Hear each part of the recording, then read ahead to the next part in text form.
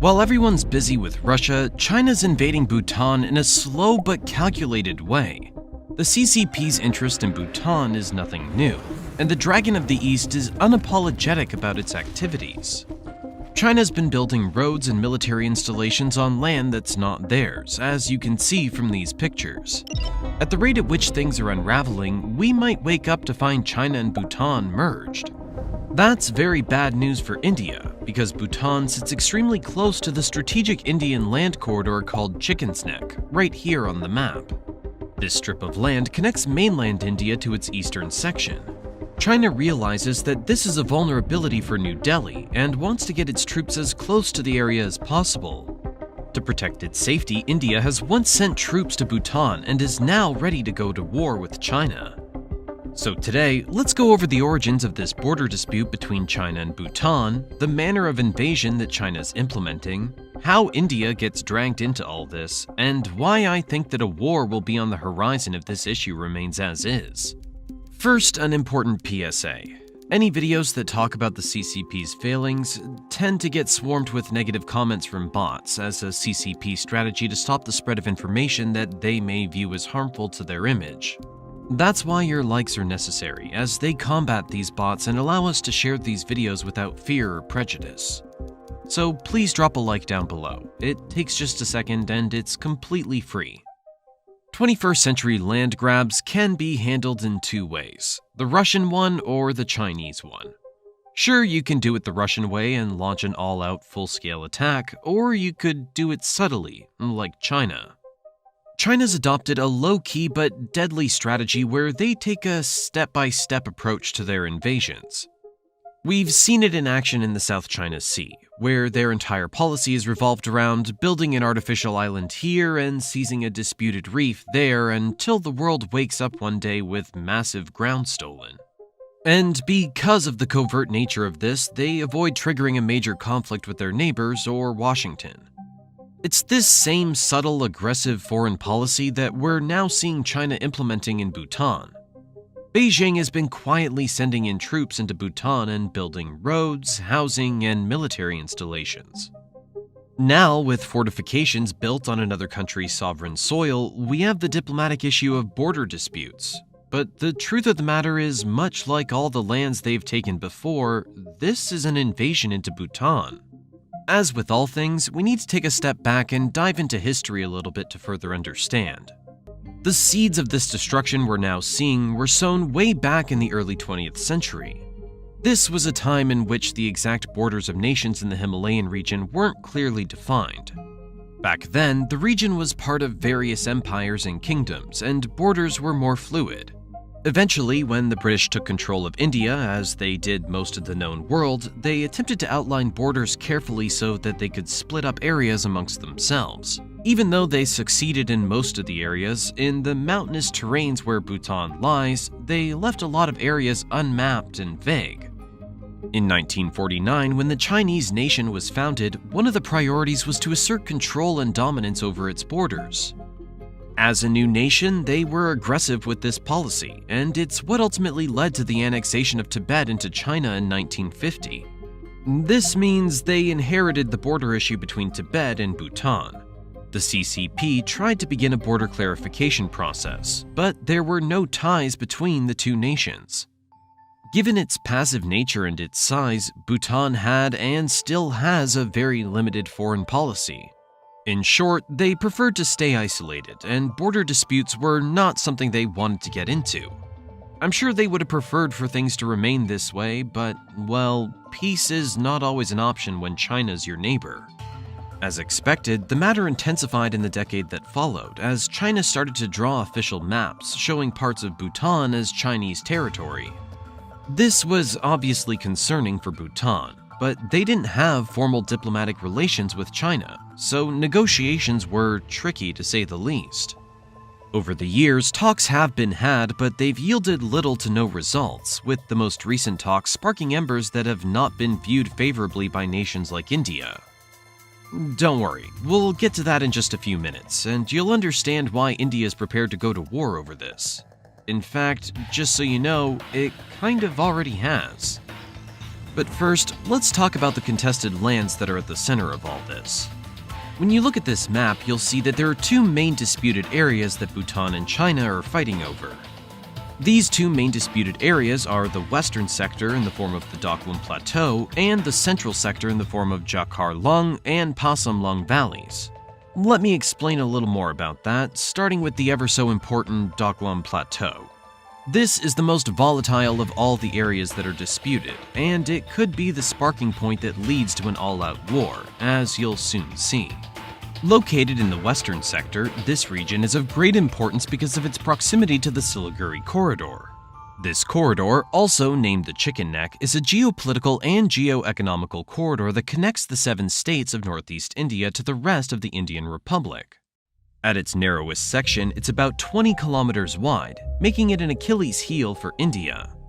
If captured by the enemy, that would mean that essentially India would be cut off from its other states, making it a military and economic crisis. Unfortunately for India, the Doklam Plateau that China claims is theirs directly overlooks their Chicken Neck, meaning that if China were to occupy the place as they're now doing, it would be a military and economic disaster for India, given how the two nations aren't exactly the best of friends. In fact, it's been said that the only reason China's interested in this area is just so that it can have a stronger strategic position against India. That's how you know there's bad blood here. Imagine claiming territory in another country just to keep your enemy in check. That's crazy. India, however, does not take this potential threat lightly. In fact, back in 2017, things got very heated between China and India over Doklam, specifically because of this corridor. The whole incident was named the Doklam standoff. In June 2017, China decided to start building a road in Doklam, right in the disputed territory. Yes, you heard that right. China basically started infrastructure projects to solidify its claims in disputed areas and completely violated the sovereignty of Bhutan. With very few options, they turned to their big brother, India. Seeing China's road building as a potential threat to its own security, especially because of how close Doklam is to the Siliguri Corridor, India decided to step in. Indian troops crossed the border into Bhutan and blocked the Chinese engineers and workers from continuing with the construction. This led to a standoff with troops from both sides camping out for over 2 months. After weeks of intense negotiations, both sides agreed to a mutual disengagement. The troops from both India and China pulled back, and China stopped its road construction in Doklam, at least for the time being. The situation was de-escalated without any shots being fired, which was a huge relief. Now, China may have stepped down in 2017, but it started its antics again in 2024. As you can see from these satellite images of the Pengda village and the Dramanan and Chakato villages, Chinese construction projects have continued in secret and have now made quite significant strides on another nation's soil. The second disputed area is the central sector, which includes areas like the Jakar Lung and Pasam Lung valleys. Now, before we get into that, I quickly wanted to answer a question I recently got asked. A lot of you guys want to start a YouTube channel, but you're camera shy or just not comfortable putting your face out there. In fact, I'm one of those people, and that's why this channel has no face on it. Luckily, you can still grow on YouTube even without showing your face or giving up your privacy. This channel's the living proof of that. In fact, here are just a few examples of channels that started in the last 12 months and grew an audience without showing their face. They've gotten millions of views and made thousands of dollars from them. We recently crossed 1 million subscribers, and along the way, we've learned a few tips and tricks about YouTube that can be very helpful to any of you who want to start your channel. We've included all this in my completely free 7-day YouTube Crash Bootcamp. So if you're someone who's interested in starting a YouTube channel, this is the perfect starting point for you. What better way to convince you than to read a comment left by a previous student?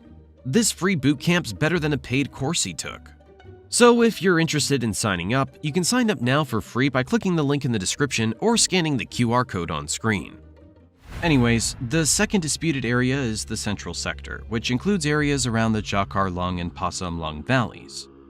These areas are less well known compared to the Doklam area, but they are still significant for both countries due to their resources and strategic location.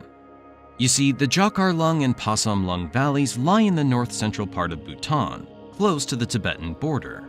This region is sparsely populated because of its rugged terrain, which makes it difficult to access. Despite the remote nature of these valleys, they hold strategic importance for both China and Bhutan. On one hand, for Bhutan, these valleys are part of its traditional territory, and the country wants to maintain its sovereignty over them. On the other, for China, controlling these areas could be part of a broader strategy to secure its borders and exert influence in the Himalayan region. The Chinese think of it as a base of sorts from where they can push into the rest of the country. Put in a nutshell, when it comes to these areas, the main problem is the differing interpretations of where the boundary lies. As I mentioned, because of a lack of clear demarcations in the past, China is using this to deliberately go inland, thus violating its much smaller neighbor. Despite the ongoing discussions, China's built roads, buildings, and speculated military bases in these areas, showing that they're not open to losing them. This right here highlights one of Bhutan's major challenges. Because it's a small country with a population count of under 1 million and limited military capability, it relies heavily on diplomacy and its relationship with India to manage its border issues with China. But sometimes even that isn't enough. This bullying action by China was solidified by the fact that in 2020, China raised a new dispute over territory that had never come up in boundary talks earlier. In the virtual meeting of the Global Environment Facility, China objected to the grant for the Sakteng Wildlife Sanctuary in eastern Bhutan's Trashi Gang district, claiming that the area was disputed. Naturally, Bhutan rejected the claim, pointing out the area had never featured in 24 previous rounds of boundary talks. Perhaps it's such things that make people say China has bullying tendencies in Asia. In any case, the Sakteng Wildlife Sanctuary is being contested, and just like the other key areas, we'll have to wait and see what becomes of it. With all this said, let's now take a look at India's role in all this, and why they're as much a stakeholder as Bhutan in this conflict. You see, folks, India's support for Bhutan in this China-Bhutan border dispute is rooted in a combination of strategic, historical, and diplomatic factors. Firstly, as you may already know from my explanations earlier, India has strategic interests in the Doklam Plateau. India does not want China gaining access to the Siliguri corridor, as that would give them power to cut India off from its northeastern states. That's why they'll give Bhutan as much help as it needs, as this is pivotal to their own state's security. In addition to that, because the only thing standing between India and China is that region in Bhutan, India views this small nation as a buffer state. If Bhutan were annexed by China like Tibet was, then India would face increased security challenges along its northern borders. However, not all of the reasons are rooted in self-preservation, as there are deep ties between India and Bhutan. The two nations have had a long-standing relationship built on mutual respect, cooperation, and shared cultural and religious ties. Bhutan and India signed the Treaty of Friendship in 1949, which was updated in 2007, making it even stronger and more important. Under this treaty, India agreed to guide Bhutan in its foreign relations and defense, while respecting Bhutan's sovereignty. This is especially important given that Bhutan does not like to deal with foreign policies, as the nation prefers to be neutral and peaceful. This is why India influences and guides Bhutan's foreign policy without taking away the smaller nation's autonomy. On top of this, the two nations also have strong economic and military ties. There's been free trade and commerce between the territories of India and Bhutan since the signing of the treaty between the Government of India and the Royal Government of Bhutan in 1949. This economic activity has been so active that since 2014, India's merchandise trade, excluding electricity with Bhutan, has almost tripled, from $484 million in 2014 to 2015 to over $1.5 billion in 2022 to 2023. These figures count for about 73% of Bhutan's overall trade, with the trade balance in India's favor. So from the looks of it, they have both friendship and economic ties. On top of trade balances, India is the leading source of investments in Bhutan, comprising 50% of the country's total foreign direct investment. There are about 30 Indian companies in Bhutan operating in various sectors like banking, manufacturing, electricity generation, agri-food processing, ITs, pharmaceuticals, hospitality, and education. Basically, the ties run deep. I'm sure you get the picture. Adding to these economic ties are military ties, as India also helps train Bhutan's military.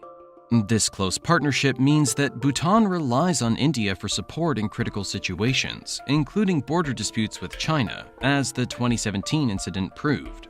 Now, with military ties this close and shared concern over China, it makes sense that both India and Bhutan would put a unified effort into stopping this common enemy and ensure that their territorial integrity is respected. Something that we need to be aware of is that India's involvement doesn't just revolve around Bhutan. Let me explain. You must already know that India and China are both vying for the top spot in Asia, and historically they haven't been the best of friends. China especially has been quite ambitious in spreading its influence to the point where India views it as a serious threat. By helping Bhutan preserve its territories, India is acting as a counterbalance to Chinese influence.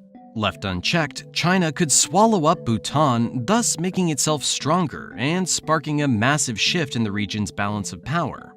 Another major cause for concern for India is that Bhutan and China have been having conversations about potential diplomatic ties. The closer Bhutan grows to China as it fixes these issues, the higher the probability that it might draw away from India. Concerns that this newfound diplomacy may bring strategic implications are a big issue, and with everything that we've been discussing, you can understand why. If China develops economic ties with Bhutan, then what? When everything's said and done, India values its close relationship with Bhutan and has invested heavily in economic aid, military training, and infrastructure projects. The idea that China will swoop in now is completely unacceptable to them. On the other hand, Bhutan is aware of India's concerns and typically balances its relations with China and India carefully. Bhutan seeks to maintain good relations with both neighbors while protecting its own sovereignty. As long as Bhutan continues this balancing act and ensures that agreements with China do not negatively impact India's security, India is likely to be supportive, or at least not openly opposed to Bhutan's peace efforts with China. That's going to be a tough act to accomplish. With matters the way they are, I have a feeling we won't wait long to see how successful Bhutan's going to be or if tides reverse and they themselves incur the wrath of India. I don't know how familiar you are with this, but there's an old Chinese policy named the Five Fingers of Tibet. It considers Tibet to be China's right-hand palm, with 5 fingers on its periphery, namely Ladakh, Nepal, Sikkim, Bhutan, and Arunachal Pradesh. China viewed itself as having the responsibility to liberate these 5 fingers, no doubt a pretext for invasion. Though the policy now lies dormant, I wouldn't blame you for wondering if China's revived this policy, as it's on a devastating but silent warpath. As much as I hope for peace, I'm sure I'll be updating you soon as things unravel. The world's 2 most populous nations that both happen to have nuclear weapons. India and China, 2 global superpowers, share a 2,167-mile border, which the 2 countries have disputed for close to a century now. As I hinted to a few minutes ago, these 2 countries went to war over this border in 1962, ending with a standoff that continues, well, to this day. A modern war between these 2 armed and nuclear nations would be devastating. When you factor in the fact that, combined, the countries account for 35% of the global population and 21% of the global GDP, you start to have a measure of how disastrous conflict between these 2 can prove to be. The border itself is divided into 3 sections and constitutes one of the longest contested borders in the world. The first section stretches east of Bhutan, where the Indian state of Arunachal Pradesh is claimed by the Chinese to be a part of southern Tibet. The second section is a narrow 50-mile stretch of land that spans between Nepal and Bhutan. This border region is small but strategically important to India, in that it connects India's far eastern states with the bulk of the country. Parts of this region are claimed by Bhutan in addition to China and India. The third section runs north of Tibet and borders the Indian territory of Ladakh and the Chinese region of Aksai Chin. China and India dispute the location of each of these borders. The border region is especially mountainous, resulting in poorly defined boundaries, so accidental incursions are common. Furthermore, similar to other borders drawn during the colonial period, the Sino-Indian border had little consent from the 2 countries, especially China. China claims to share historical and cultural ties with the people on the Indian side of the border. Also, the Ladakh region is the base for the Tibetan independence movement and potentially provides China with a more direct pathway to Pakistan. Given how good China-Pakistan relations are, this is something they would especially want. The border issue between the two nations did not just come out of thin air. No, it was an issue that was always there that just needed to be clarified, but it never was. You see, after India's independence, three major factors contributed to the entrenchment of the border dispute.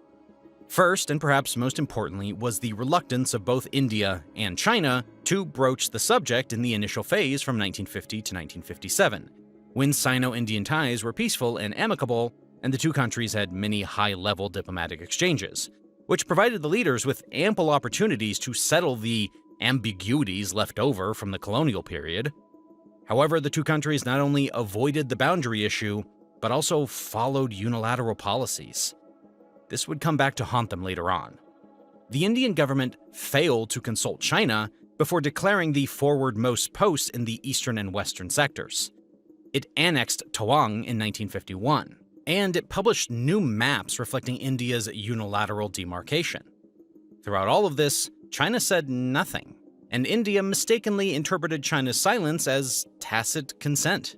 Jawaharlal Nehru, India's former prime minister, admitted in 1953 that even while India inherited the McMahon Line from the British, he was not so willing to raise the subject lest it awaken sleeping dogs.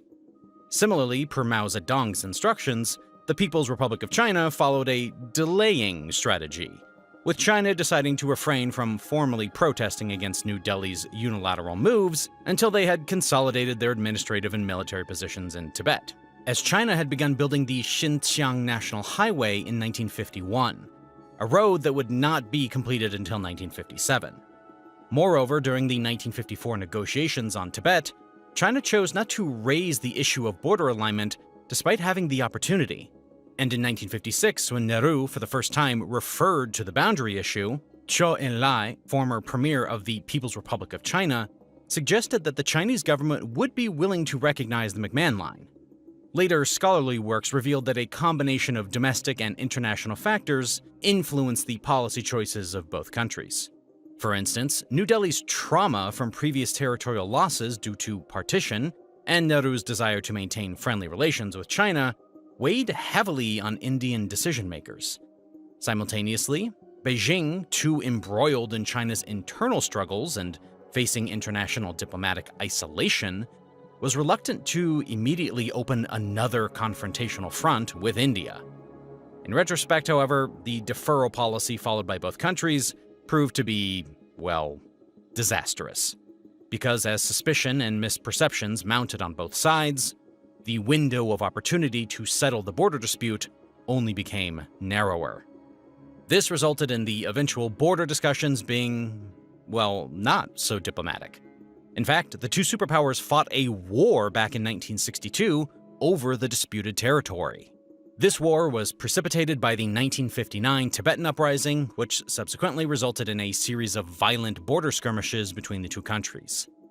India established a number of outposts along the border.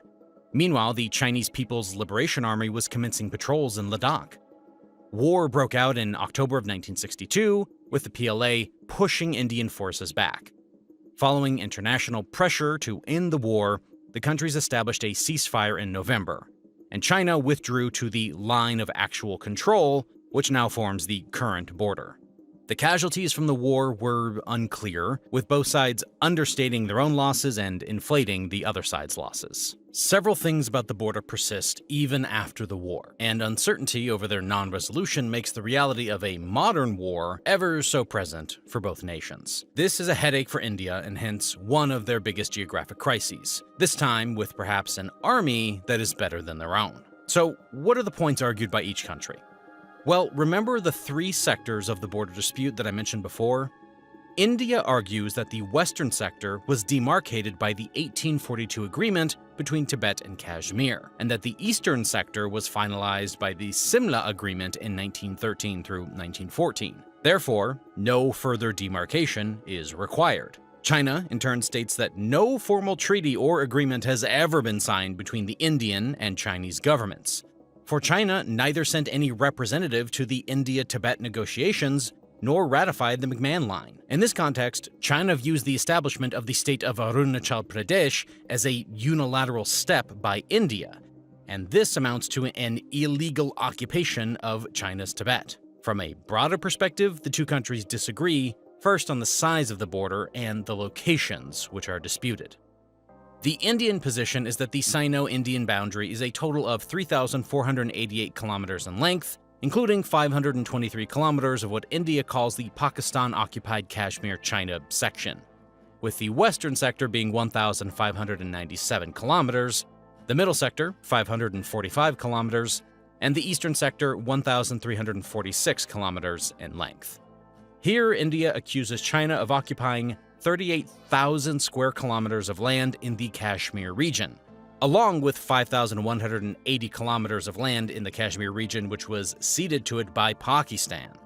Also, India claims Aksai Chin to be part of India's Ladakh region, and India has no dispute as far as the eastern sector is concerned.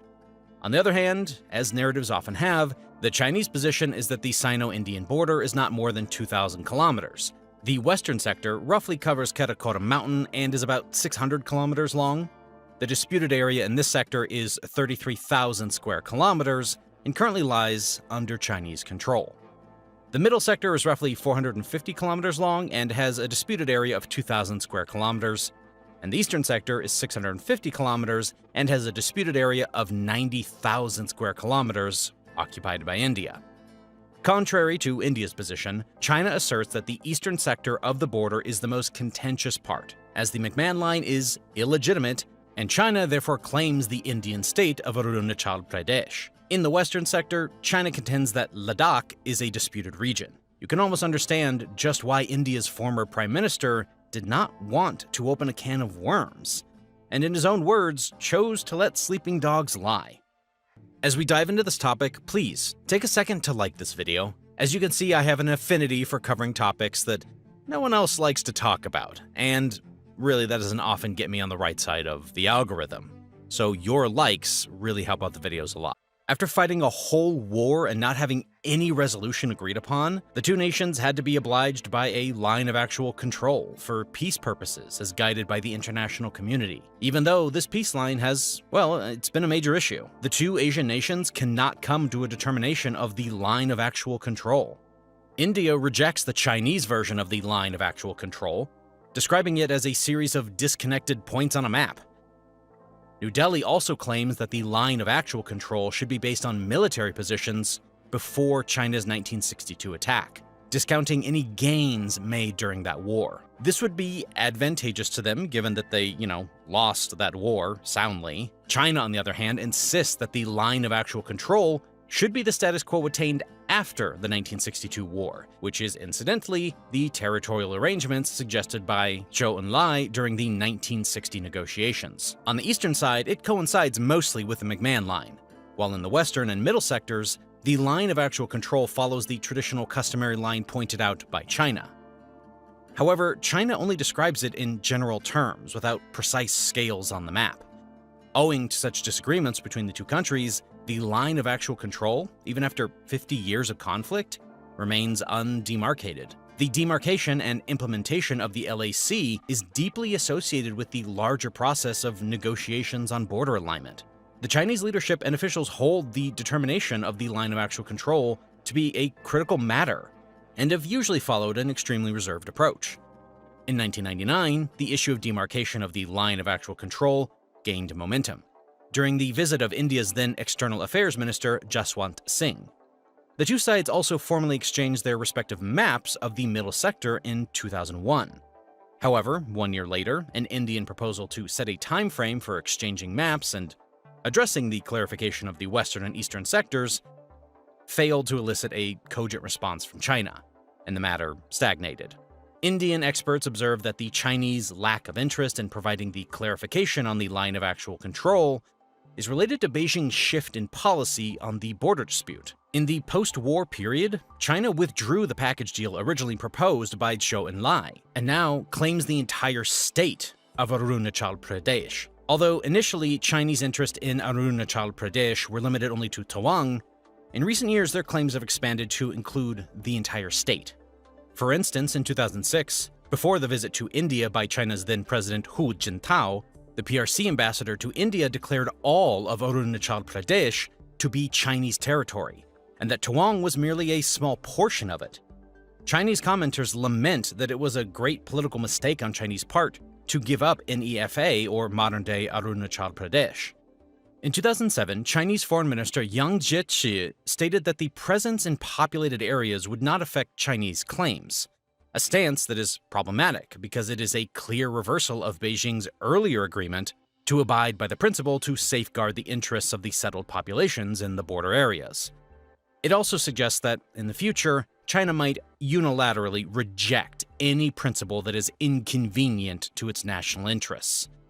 In response to Indian allegations, China argues that there are two reasons why China is reluctant to demarcate the line of actual control.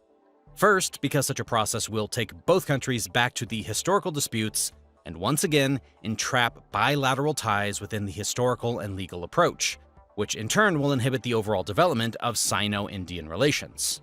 Second, China is charging New Delhi with taking advantage of the clarification process to increase the disputed area into places where no dispute existed before, although Beijing is unable to provide any concrete evidence to support this claim. The border region was relatively quiet until 2017 due to a series of agreements between India and China that maintained the peace. However, in recent years there have been an increase in cross-border violence and disputes, with both sides fortifying their sides of the border. In 2017, the PLA, the People's Liberation Army, extended a road into the Doklam region by Bhutan. India responded by sending troops into the region to halt the construction. But by August of that year, both sides had withdrawn their forces. May of 2020 saw another confrontation when Indian and Chinese troops engaged in a series of skirmishes along the border, spurred on by an Indian road construction project in the Ladakh region.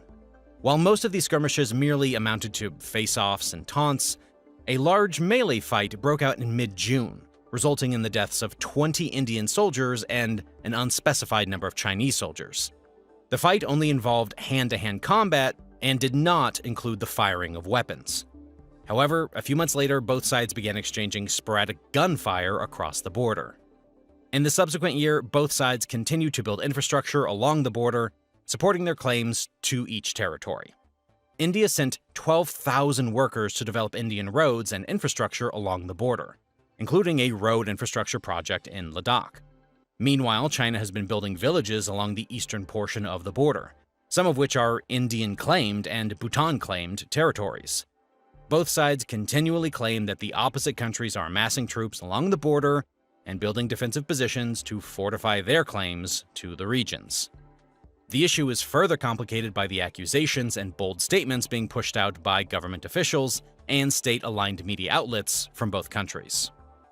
However, with all this said and done, I think that the prospect of a modern war between India and China is something that's not going to happen.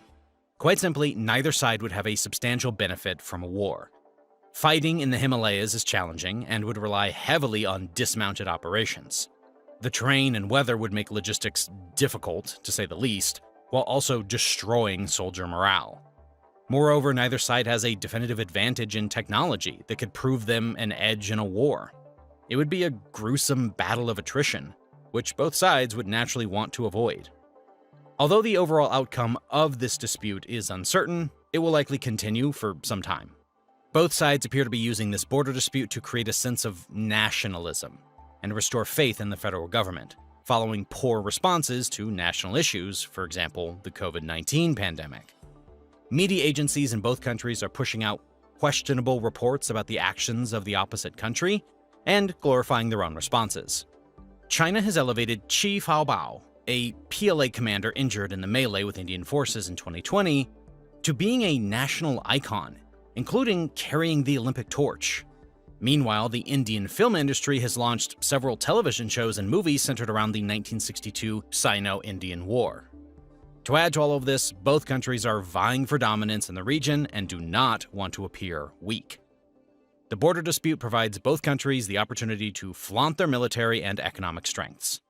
This is critical for both countries, given India's relationship with Pakistan and China's relationship with the West. Chinese media has reported numerous cutting-edge technologies being fielded to the region, including exoskeletons and armed robots. While both technologies provided little tactical value for this situation, the dispute proved an outlet for advertising these technologies. Meanwhile, India is showing that it will not be pushed by China, responding to the border dispute by deploying troops into the region. They have also responded politically by sanctioning numerous Chinese apps, including TikTok, which has more than 200 million users in India. Add to that the skipping of the opening ceremony of the Winter Olympics held in Beijing. To put it simply, the border dispute between India and China is one that is very important, given the role that both countries play in the region and globally. The combination of mistrust, a desire to exude dominance, and an ambiguous border has the potential to lead to a war eventually. However, in the meantime, India and China will likely maintain the standoff with little resolution. What has been proven is that the border issue has the ability to affect bilateral matters. And so as time goes on, we'll see just how much the border issues can affect the two most powerful nations in Asia. As you guys know, YouTube has a habit of restricting my videos, and sometimes it's not even YouTube's fault. It's the brands that run ads on YouTube. They don't want their ads next to quote-unquote controversial videos. So they tell YouTube to restrict controversial videos like mine that cover geopolitics. That means sometimes I have to forego covering certain news topics because I know YouTube will restrict that video. But often those controversial topics are important news that you guys ought to know about. And that's why I launched Global Recaps, my own geopolitics newsletter. Every day I send an email directly to your inbox covering the world's most important news, and there's no third party censoring any topic. If it's important, it'll be in the email so you guys can know about it. These are short and simple emails that take about 5 minutes to read. News topics covered in the emails are unbiased, uncensored, and completely free. So sign up now by going to globalrecaps.com or using the link in the description and become more knowledgeable about the world you live in. India has launched a war against China. And it's not a war that will be fought on the battlefield. Rather, it's a war that will be fought economically. India has started emerging as the next great powerhouse of Asia in order to counter China's aggression. New Delhi has now positioned itself as an alternative for companies that are getting tired of being used like a pawn in the CCP's grand ambition towards taking over the world. Companies like Apple are already moving to India to set up for a world after China. India has slowly launched its own global projects to counteract China's growing influence from the Belt and Road Initiative. Prime Minister Modi has started India's own lending program for its neighbors in order to stop China from gaining influence by using its debt trap diplomacy. So today, let's go over how India became China's greatest threat. The head of MI6 last year accused China of using debt traps to gain leverage over countries. Sri Lanka sought China's financial help. The country took loans worth $45 billion from various countries, including more than $8 billion from China. An agreement for a $1 billion credit line from India. The fast patrol vessel will be the fourth ship to be gifted by India to Seychelles. Pakistan is all set to receive a $700 million loan from China to help it shore its foreign exchange reserves, which are at a 10-year low. This video took a lot of effort. Recently, my videos have been getting age restricted, which severely hurts their reach with the algorithm, and doesn't really make that much sense. So if you guys can please take a second and hit the like button below, it will help me out a lot. Thank you. So let's start from the beginning. Something that might surprise most of you is the fact that historically, India and China were strong allies and friendly economic partners. The Silk Road linked the cities of Xi'an in China and Pataliputra in India. Trade on the tea and horse road, as the Chinese called it, was a significant factor in the growth of Chinese and Indian civilizations. Coming into modern history, both civilizations had their hands full with their colonizers, as India had the British and China had the Japanese. That didn't stop their leaders from supporting each other. Even under British rule, Indian leaders publicly showed their support for China's struggles against the Japanese. In 1939, future Prime Minister of India, Jawaharlal Nehru, visited China as an honored guest of the government. Both countries actually helped each other in their battles. India helped China against the Japanese and Western imperialism, and in return, China supported India's independence movement against the British. Then, in 1947, India gained its independence from the British Empire. And 2 years later, in 1949, the People's Republic of China, or PRC, came into power in China. This is where the relationship could have soured. Up to this point, Indian leaders had been friendly with the ROC, the Republic of China. When Mao Zedong's PRC came into power, the ROC fled mainland China and took over Taiwan. I'm sure you guys are already familiar with the China-Taiwan issue, so I won't go into it right now. But good relations between the two nations continued, even under new leadership. In fact, India was one of the first countries in the world to recognize the People's Republic of China as the official government of China. Indian Prime Minister Jawaharlal Nehru also became the first foreign leader to visit the PRC in China in 1954, this time to meet with the PRC leader Mao Zedong. Nehru described the visit as the most important foreign mission of his life. He considered India and China to be very similar. He believed as a newly free nation, they couldn't trust the West. They needed to depend on each other to grow their economy and improve living conditions for their citizens. They jointly signed and advocated for the 5 principles of peaceful coexistence. But peace, it didn't last long. As soon as the CCP came into power in 1950, they forcibly took over the autonomous region of Tibet by sending loads of military personnel.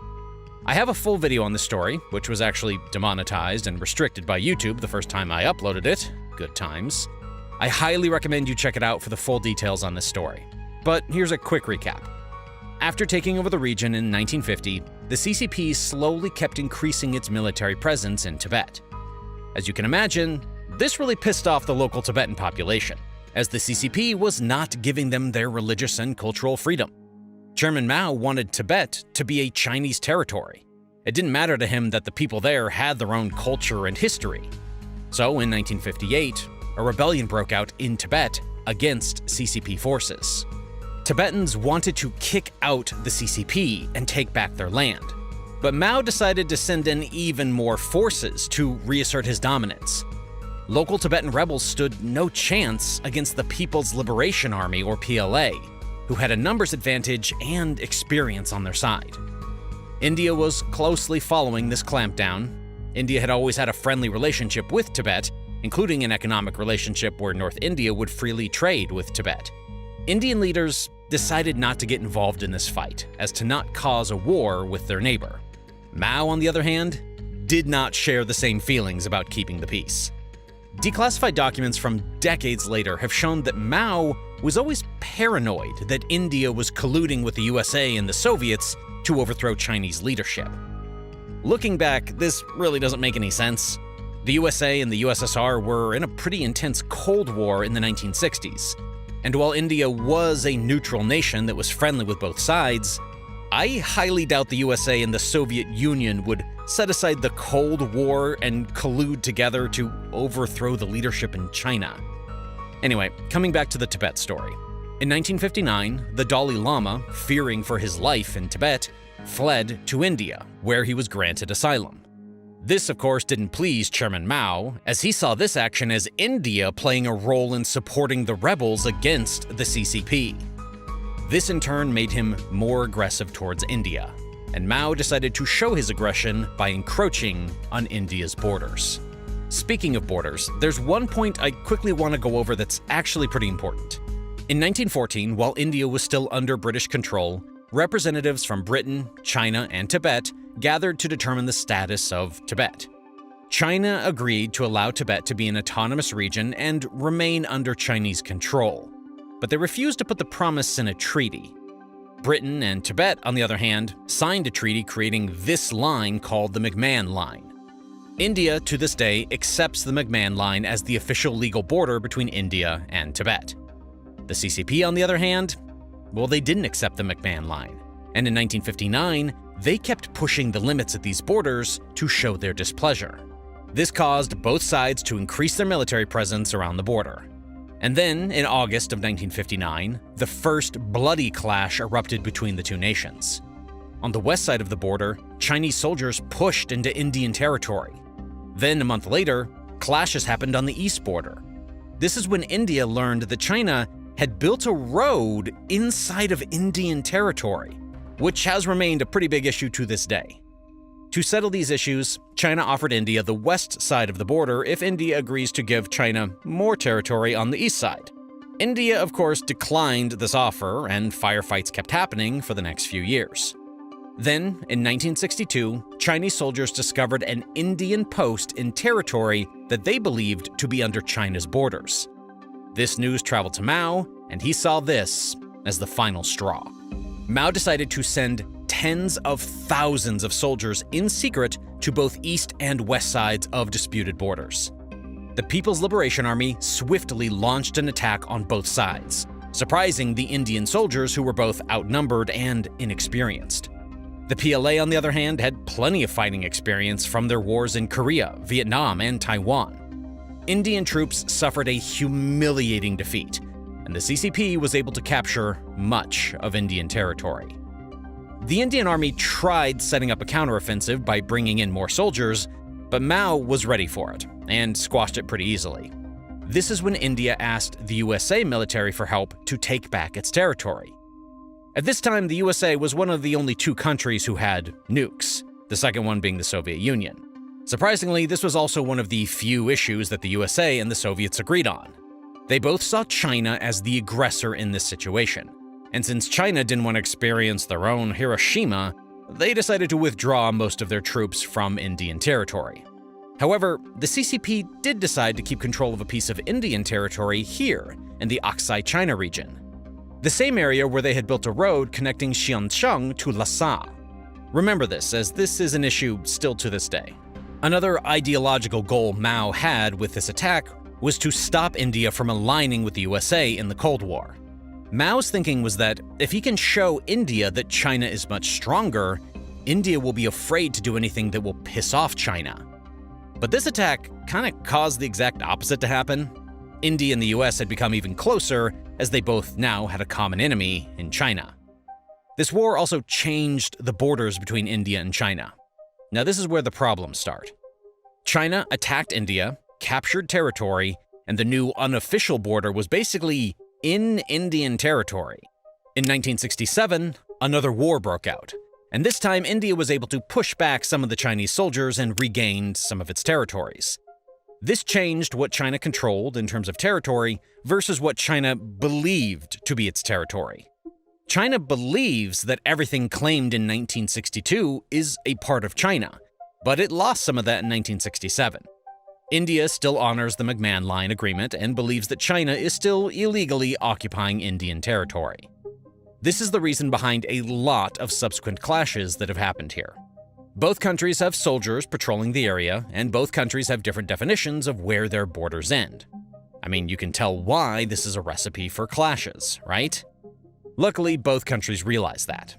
But China refused to come to a peaceful agreement about the border dispute. However, they did agree that soldiers from both countries cannot use military weapons against each other, meaning no guns allowed in the 2-mile strip around the supposed line of actual control. These border disagreements are a big reason behind the India-China bitterness towards each other, but the problems don't stop here. As China grew economically, its ambitions on the world stage grew as well. After Mao's passing, Deng Xiaoping opened China up to the rest of the world with his open-door policy. This policy quite literally changed China's economy and its place in the world. It was able to attract foreign businesses to China and quickly transform the country into a manufacturing hub. Millions of people were lifted out of poverty, and China went from a farming nation to the second biggest economy in the world. But as the population started getting older and growth from attracting foreign manufacturing slowed down, the CCP was forced to look elsewhere for future growth. So it decided to feed two birds with one stone. You see, for a nation to be a superpower, for it to be a formidable force on the world stage, it needs to increase its influence with other nations, and it needs to decrease its dependency on its enemies. In short, China needed to get stronger and minimize its weaknesses. Now we skip forward a little bit in our story, because this plan was set in motion by Xi Jinping when he was elected. Taking the center stage, China's new president and commander-in-chief of the People's Liberation Army, Xi Jinping. Xi Jinping. As votes were counted, there was little surprise. He got 99.86% of the vote. China's Belt and Road Initiative. The BRI is a gigantic plan for a global network of ports, roads, railways, and other infrastructure to connect China to the world. After being elected president, Xi Jinping launched the most ambitious project in history to increase China's influence around the world. China would give out loans to poor, struggling nations in the guise of helping nations that once struggled like they did. But in return, China gained control over countries with valuable resources or in a strategic location. Now you may ask, what if these poor countries can't pay back the loans? Well, China would then get control over important resources like gold, silver, oil, and access. China carefully used loans to gain influence on struggling nations and also choke out its enemies. A prime example being India. If you look at the map of the Belt and Road Initiative, you can clearly see that there's one country that's left out. Not only that, it seems like India is being encircled by this project that is controlled by China. Before we get into how China is doing that exactly, let's first go over why China is doing this. You see, China believes it needs to do this in order to survive. China's economy is very interconnected to the rest of the world, especially to Western countries. Around 1/5 of China's GDP is from its exports, the USA being its biggest export partner, accounting for more than $500 billion or 17% of all of China's exports. The dependency doesn't stop there. If you look at China's top 10 export partners, 9 of them are US allies. More than 50% of China's exports are going to countries that are likely to side with the USA if there's a war. Additionally, China is one of the biggest importers of oil. China imports almost double the amount of oil that the USA does, and the majority of that oil flows from the Middle East, which is transported through the Indian Ocean. All of this oil passes through what some might consider to be one of the most important geopolitical choke points here in the Strait of Malacca. It's projected that 80% of China's oil flows through this strait. This strait is in the territorial waters of Indonesia, Malaysia, and Singapore. This strait is a very big weakness for China. In case of any war or political disagreement, this strait could easily be blocked off by enemies like India or the USA. Without access to this route, it's very hard for China to get the energy to fuel its economy, let alone a war. In today's world, oil is the lifeblood of the economy and its government. China's solution to this problem is to build its own alternate route, using the Belt and Road Initiative. China has built pipelines both in Myanmar and Pakistan from the coast to intercity China. It secured long port leases in Pakistan and Sri Lanka. Similarly, China has also set up a military base in Djibouti to control Bab el-Mandeb, a vital strait off the coast of Djibouti that links the Red Sea to the Indian Ocean. Persian Gulf and Asian exports bound for Western markets must first pass through Bab el-Mandeb before reaching the Suez Canal. Between 12.5% and 20% of all global trade passes through this strait. Only 8 miles from China's base is Camp Lemonnier. After seeing all the moves China has been making, a lot of military experts have pointed out that the Belt and Road is not just a geo-economic plan. It also has a military strategic advantage. The ports have increasingly come to play a potentially more menacing role. As dual-use ports that can give the strengthened Chinese Navy a global reach it lacked entirely just a few years ago. These strategic investments are nicknamed the String of Pearls, as the goal is to encircle India and put pressure on New Delhi. India was aware of this already, but the war in Ukraine showed every country in the world how important it is to secure your economic interest. In the modern world, wars can be won and lost before even stepping foot on the battlefield. India realized that, in the case of a war, China's String of Pearls can be used as a way to choke off India's access to the world, on top of safeguarding Chinese interests. Adding to this, countries that received Chinese money were slow to criticize China whenever it would start skirmishes on the disputed border with India, like it did in 2017 and 2020. There's also a rumor that China plans to start setting up military bases in countries that received Chinese loans. And of course, this was undoubtedly stressful for New Delhi, as it didn't want to be surrounded by the Chinese military. So, India started laying out its own plan to safeguard its economic interests. But it didn't just stop there. Later in the video, we'll go over how India is taking advantage of China's trade war with the USA to hurt China where it's the strongest, its manufacturing prowess. But first, let's go over how India is countering China's military. To counter the string of pearls, India started its own alliance to encircle China, nicknamed the Necklace of Diamonds. India is expanding its naval bases and is also improving relations with strategically placed countries to counter China's strategies. In 2018, India partnered with Singapore and Indonesia to get access to their naval bases of Changi and Sabang. This increased India's influence and access to the Strait of Malacca, one of the most important choke points for China and the rest of the world in terms of trade.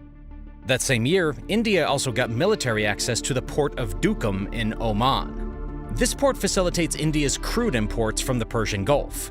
In addition to this, the Indian facility is located right between two important Chinese pearls, Djibouti in Africa and Gwadar in Pakistan. India has also signed an agreement with Seychelles for a naval base in the region, which will increase India's presence near the African continent. While doing this, India has also extended credit lines to Iran and agreed to build a port in the country to extend access to trade routes in Central Asia. Additionally, India has extended credit lines in Central Asia to countries like Mongolia, where Modi has agreed to develop a bilateral air corridor. New Delhi has invested a lot in policies to improve relations with Japan and Vietnam.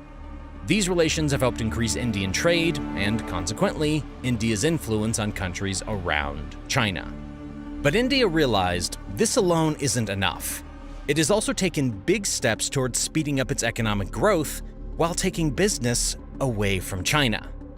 You see, the China-US trade war and COVID provided countries like India with a unique opportunity. Because of economic growth in the past couple of decades, living standards and wages in China have gone up dramatically.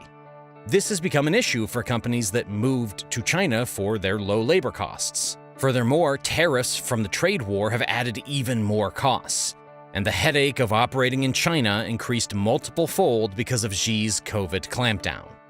This is where companies started looking outwards for their manufacturing needs. For many countries, India provided a perfect solution. India's population is fast-growing, and according to the UN, it's officially now the biggest nation in the world, overtaking China this year. Furthermore, the Indian population is a lot younger when compared to China's aging demographic. The median age in India is 28, a lot younger when compared to China's 38. A big portion of Indian workers speak English. In fact, India has the second largest English-speaking population, only behind the USA. This definitely makes things a lot easier for companies looking to set up shop in India. Certain companies have already noticed these benefits and taken advantage of them. One example of this is Apple, which has already moved some of its iPhone production to the Indian states of Tamil Nadu and Karnataka, and is exploring moving its iPad manufacturing to the South Asian nation. JP Morgan analysts even made calculations, and their projections show that 1 in 4 iPhones would be made in India by 2025. India is simply capitalizing on the vulnerabilities that COVID exposed in China. The need for Apple to reduce its dependence on China as a manufacturing center has been clear for many years, but the impact of the pandemic at the world's biggest iPhone assembly plant really underlined the problem. The COVID-19 related disruption was estimated to cost the company $1 billion weekly. It makes sense that Apple wants to avoid this kind of mess again. The Indian government is welcome to deals, as Indian Prime Minister Modi has been working on attracting foreign direct investments since he took office in 2014, sending FDI to a record $83.6 billion in the past fiscal year. With low-cost labor available, low cost of production, and a willing government, it's not hard to see why a good portion of business is leaving China for India. At the current rate, India stands to take a lot of China's business. Because of all this, the UN predicts that India's economy is expected to grow at 6.7% in 2024, compared to the measly 5% expected by China's economy. And it's not just next year. Many organizations forecast that India's economy is expected to grow at a much faster rate for years to come, compared to China's economy. India has already started putting this growth to good use. It's now lending money to neighbors in order to avoid having them indebted to Chinese loans. It has given $8 billion to Bangladesh, $2.1 billion to bail out Sri Lanka after a recent collapse, $1.7 billion to Nepal, $13 billion to the Maldives, and a few more. While India lags far behind China in its overseas lending, New Delhi has stepped up its efforts in recent years, providing tens of billions of dollars in credit to neighboring countries, including financially distressed BRI recipients like Sri Lanka. Indian companies have also expanded rapidly in the region, providing a counterweight to Chinese commercial activity. Indian policymakers see countering BRI as vital to avoid being surrounded by pro-Chinese governments and infrastructure they speculate could one day serve Beijing's military interests. India has definitely stepped up its efforts in containing China. India publicly downplays the competition with China, but its actions show India doesn't want to be held hostage to China's economic or military might. Recently, the first bloody clashes in 45 years took place at the India-China border. But you might not have seen this news because a lot of traditional news organizations are not good at properly covering important geopolitical news. That's why I launched Global Recaps, a geopolitical newsletter that covers important geopolitical news in a simplified manner. Every evening, I send out an email directly to your inbox covering important stories that you can read in just a few minutes. Best of all, this is completely free, and you can sign up right now by clicking on the link in the description. India has launched a war against China. And it's not a war that will be fought on the battlefield. Rather, it's a war that will be fought economically. India has started emerging as the next great powerhouse of Asia in order to counter China's aggression. New Delhi has now positioned itself as an alternative for companies that are getting tired of being used like a pawn in the CCP's grand ambition towards taking over the world. Companies like Apple are already moving to India to set up for a world after China. India has slowly launched its own global projects to counteract China's growing influence from the Belt and Road Initiative. Prime Minister Modi has started India's own lending program for its neighbors in order to stop China from gaining influence by using its debt trap diplomacy. So today, let's go over how India became China's greatest threat. The head of MI6 last year accused China of using debt traps to gain leverage over countries. Sri Lanka sought China's financial help. The country took loans worth $45 billion from various countries, including more than $8 billion from China. An agreement for a $1 billion credit line from India. The fast patrol vessel will be the fourth ship to be gifted by India to Seychelles. Pakistan is all set to receive a $700 million loan from China to help it shore its foreign exchange reserves, which are at a 10-year low. This video took a lot of effort. Recently, my videos have been getting age restricted, which severely hurts their reach with the algorithm, and doesn't really make that much sense. So if you guys can please take a second and hit the like button below, it will help me out a lot. Thank you. So let's start from the beginning. Something that might surprise most of you is the fact that historically, India and China were strong allies and friendly economic partners. The Silk Road linked the cities of Xi'an in China and Pataliputra in India. Trade on the tea and horse road, as the Chinese called it, was a significant factor in the growth of Chinese and Indian civilizations. Coming into modern history, both civilizations had their hands full with their colonizers, as India had the British and China had the Japanese. That didn't stop their leaders from supporting each other. Even under British rule, Indian leaders publicly showed their support for China's struggles against the Japanese. In 1939, future Prime Minister of India, Jawaharlal Nehru, visited China as an honored guest of the government. Both countries actually helped each other in their battles. India helped China against the Japanese and Western imperialism, and in return, China supported India's independence movement against the British. Then, in 1947, India gained its independence from the British Empire. And 2 years later, in 1949, the People's Republic of China, or PRC, came into power in China. This is where the relationship could have soured. Up to this point, Indian leaders had been friendly with the ROC, the Republic of China. When Mao Zedong's PRC came into power, the ROC fled mainland China and took over Taiwan. I'm sure you guys are already familiar with the China-Taiwan issue, so I won't go into it right now. But good relations between the two nations continued, even under new leadership. In fact, India was one of the first countries in the world to recognize the People's Republic of China as the official government of China. Indian Prime Minister Jawaharlal Nehru also became the first foreign leader to visit the PRC in China in 1954, this time to meet with the PRC leader Mao Zedong. Nehru described the visit as the most important foreign mission of his life. He considered India and China to be very similar. He believed as a newly free nation, they couldn't trust the West. They needed to depend on each other to grow their economy and improve living conditions for their citizens. They jointly signed and advocated for the 5 principles of peaceful coexistence. But peace, it didn't last long. As soon as the CCP came into power in 1950, they forcibly took over the autonomous region of Tibet by sending loads of military personnel. I have a full video on this story, which was actually demonetized and restricted by YouTube the first time I uploaded it. Good times. I highly recommend you check it out for the full details on this story. But here's a quick recap. After taking over the region in 1950, the CCP slowly kept increasing its military presence in Tibet. As you can imagine, this really pissed off the local Tibetan population, as the CCP was not giving them their religious and cultural freedom.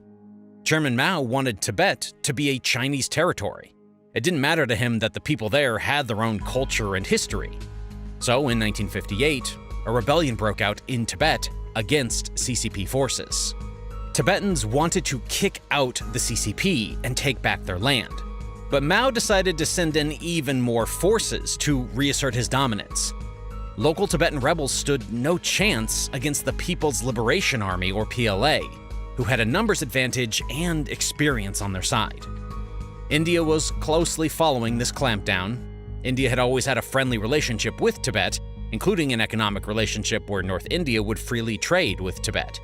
Indian leaders decided not to get involved in this fight, as to not cause a war with their neighbor.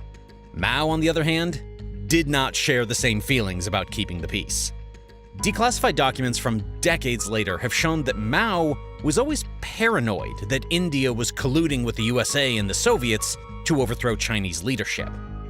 Looking back, this really doesn't make any sense. The USA and the USSR were in a pretty intense Cold War in the 1960s, and while India was a neutral nation that was friendly with both sides, I highly doubt the USA and the Soviet Union would set aside the Cold War and collude together to overthrow the leadership in China. Anyway, coming back to the Tibet story. In 1959, the Dalai Lama, fearing for his life in Tibet, fled to India, where he was granted asylum. This, of course, didn't please Chairman Mao, as he saw this action as India playing a role in supporting the rebels against the CCP. This in turn made him more aggressive towards India, and Mao decided to show his aggression by encroaching on India's borders. Speaking of borders, there's one point I quickly want to go over that's actually pretty important. In 1914, while India was still under British control, representatives from Britain, China, and Tibet gathered to determine the status of Tibet. China agreed to allow Tibet to be an autonomous region and remain under Chinese control, but they refused to put the promise in a treaty. Britain and Tibet, on the other hand, signed a treaty creating this line called the McMahon Line. India, to this day, accepts the McMahon Line as the official legal border between India and Tibet. The CCP, on the other hand, well, they didn't accept the McMahon Line, and in 1959, they kept pushing the limits at these borders to show their displeasure. This caused both sides to increase their military presence around the border. And then, in August of 1959, the first bloody clash erupted between the two nations. On the west side of the border, Chinese soldiers pushed into Indian territory.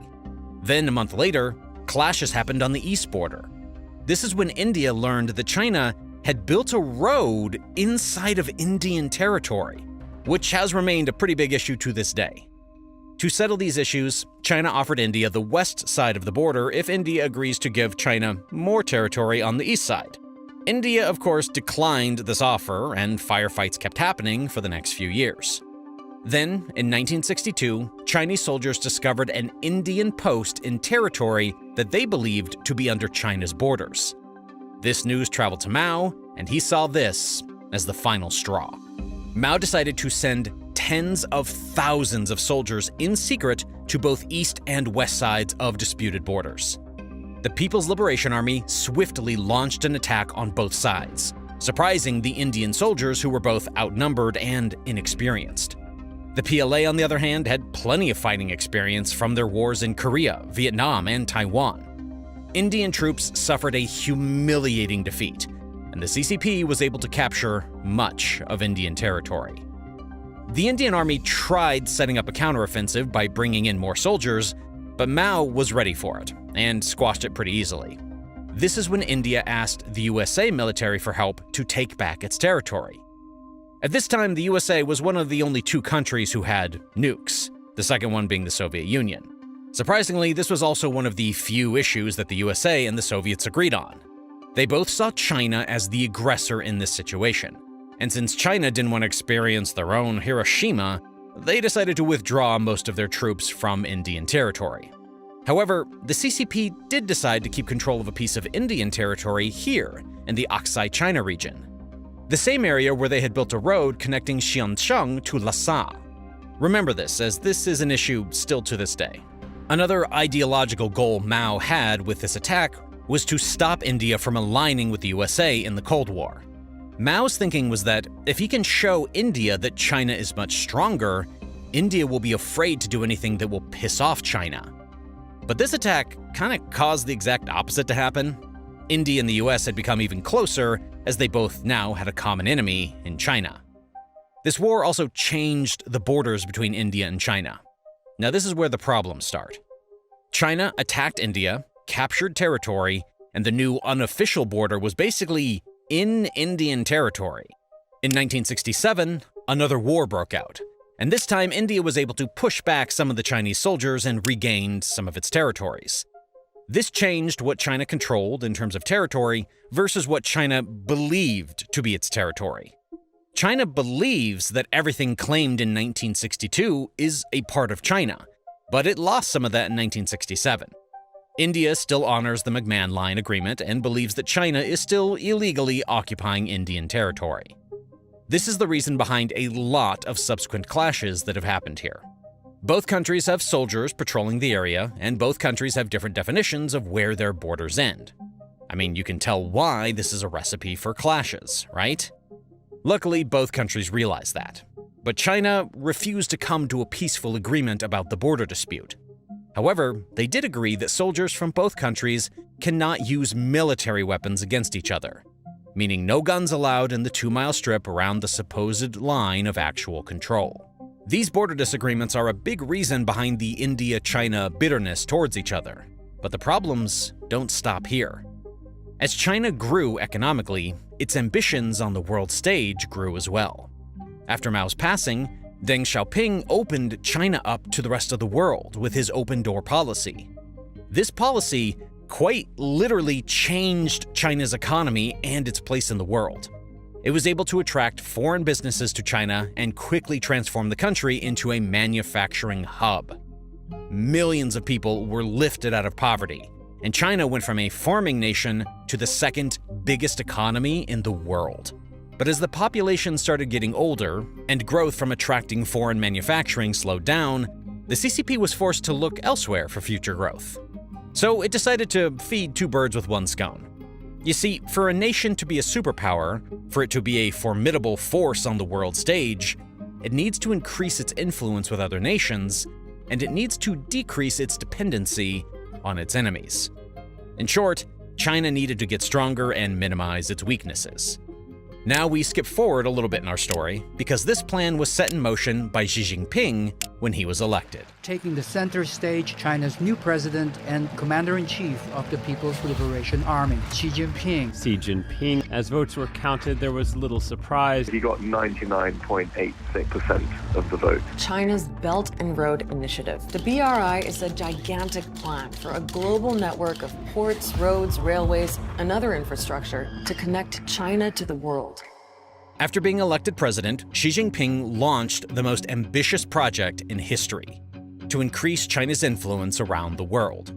China would give out loans to poor, struggling nations in the guise of helping nations that once struggled like they did. But in return, China gained control over countries with valuable resources or in a strategic location. Now you may ask, what if these poor countries can't pay back the loans? Well, China would then get control over important resources like gold, silver, oil, and access. China carefully used loans to gain influence on struggling nations and also choke out its enemies. A prime example being India. If you look at the map of the Belt and Road Initiative, you can clearly see that there's one country that's left out. Not only that, it seems like India is being encircled by this project that is controlled by China. Before we get into how China is doing that exactly, let's first go over why China is doing this. You see, China believes it needs to do this in order to survive. China's economy is very interconnected to the rest of the world, especially to Western countries. Around 1/5 of China's GDP is from its exports, the USA being its biggest export partner, accounting for more than $500 billion or 17% of all of China's exports. The dependency doesn't stop there. If you look at China's top 10 export partners, 9 of them are US allies. More than 50% of China's exports are going to countries that are likely to side with the USA if there's a war. Additionally, China is one of the biggest importers of oil.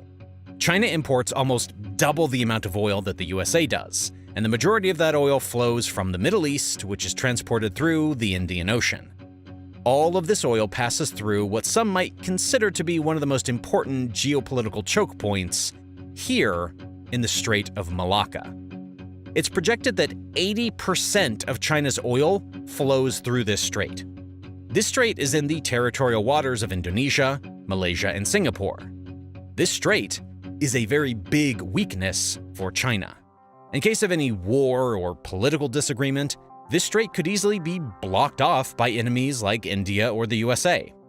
Without access to this route, it's very hard for China to get the energy to fuel its economy, let alone a war. In today's world, oil is the lifeblood of the economy and its government.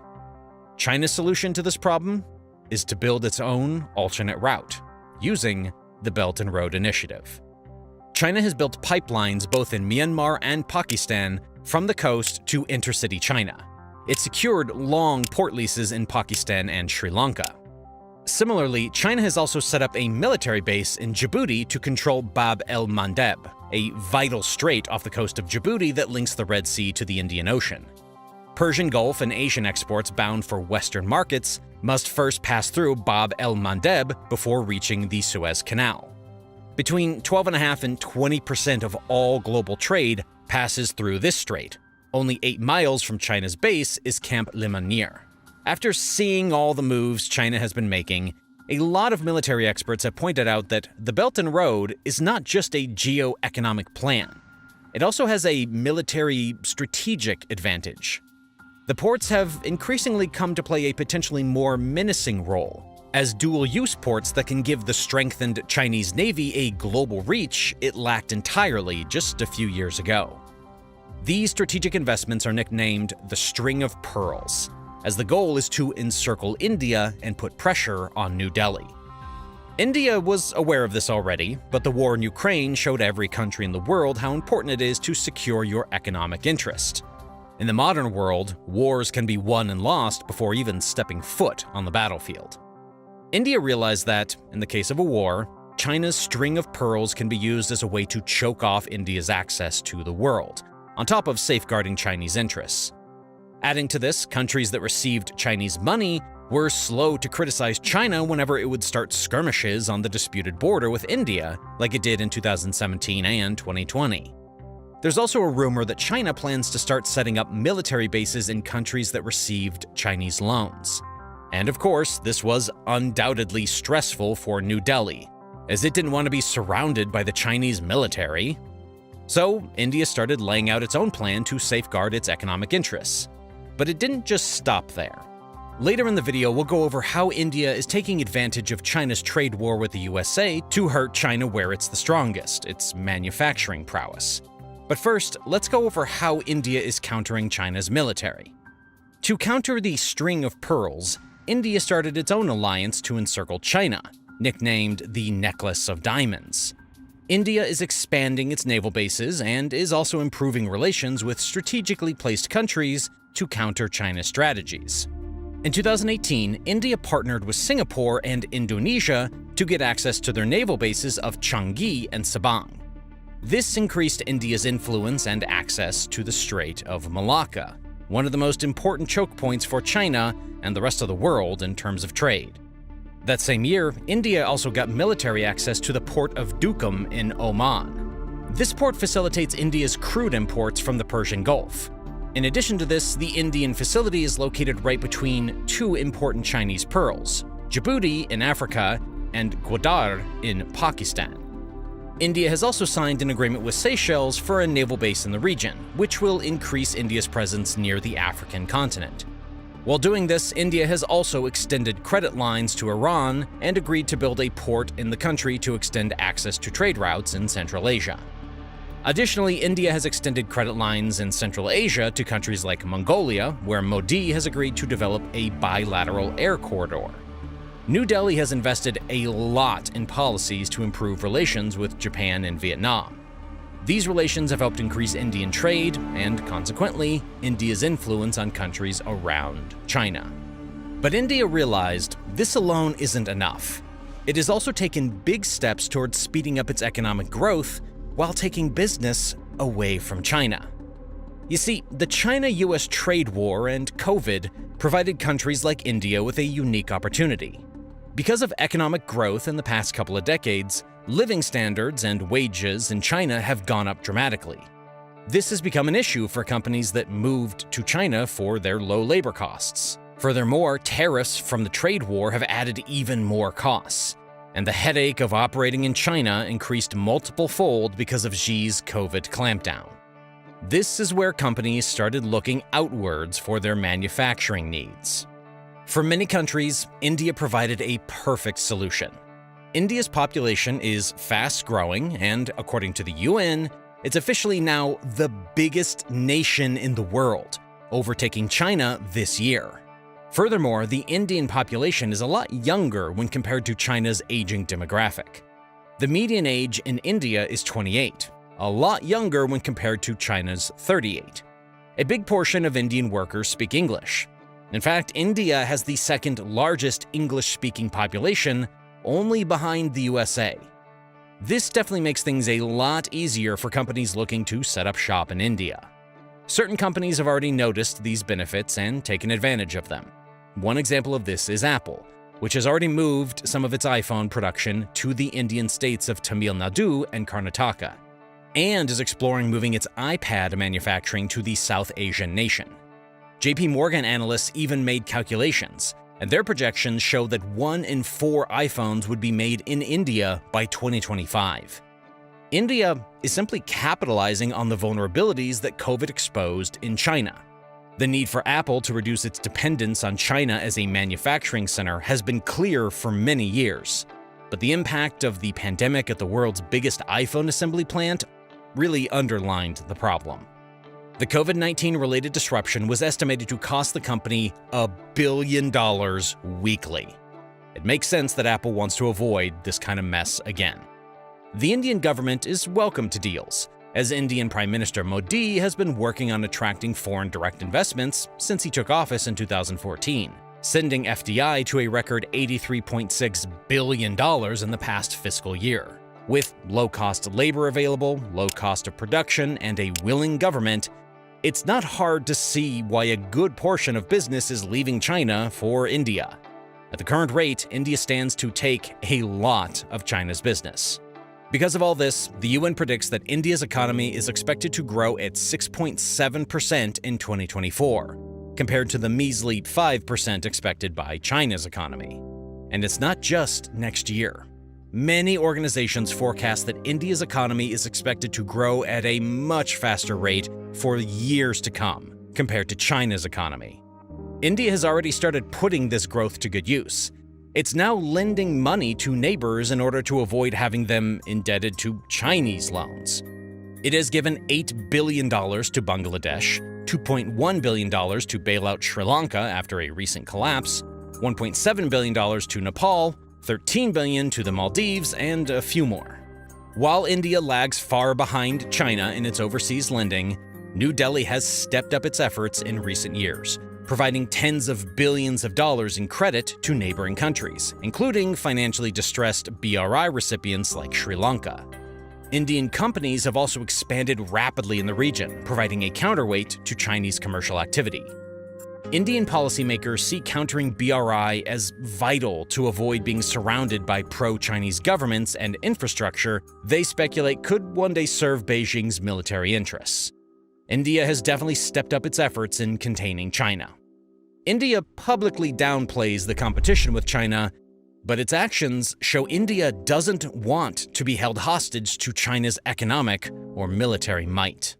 As if the Russia-Ukraine conflict wasn't enough, India and China are going to war, and there's nothing anyone can do about it. This picture was taken this September when Chinese troops crossed over into a territory that's administered by India, in an act that New Delhi now considers an aggressive act of war. As the tensions continue to increase along the line of actual control, India and China have gone beyond diplomatic solutions and are now turning against each other. Along with the graffiti, there's other evidence of Chinese troops illegally settling in the area, including discarded tools, makeshift structures, and food packaging. This escalated dispute revolves around Arunachal Pradesh and Aksai Chin, which have long been two hotly disputed areas along the border, with India claiming the territory and China also claiming it as its own and going so far as to call it South Tibet, with the US throwing its lot with India and Russia offering to mediate on behalf of China. This once regional issue has now crossed the fold into what may potentially be a global war that sucks every superpower into it. In this video, we're going to take a deep dive into the India-Chinese territorial conflict, go over the details of this impending war, and analyze the consequences of this crisis on a global level. We have CCP bots working tirelessly to push our content back, but we can fight them with your help. Give this video a like, leave a comment, and share it with your friends and family to keep our content on your suggestions pages. With that, let's get into today's video. This area right here is called Arunachal Pradesh and is under the control of India. For the first time since 1962, the People's Liberation Army troops have entered about 37 miles or 60 kilometers into that area. The rude graffiti discovered even includes the year 2024 to show how recently this CCP-orchestrated defilement occurred. The PLA troops even went so far as to spray China's 5-point star on one of the boulders. The boldness demonstrated by the CCP in this regard is a clear message to India that it's coming for what it believes belongs to it. After this act of aggression, on September 18th, Damien Simone, an open-source intelligence analyst, published pictures showing that China's constructing a new heliport in the Arunachal sector,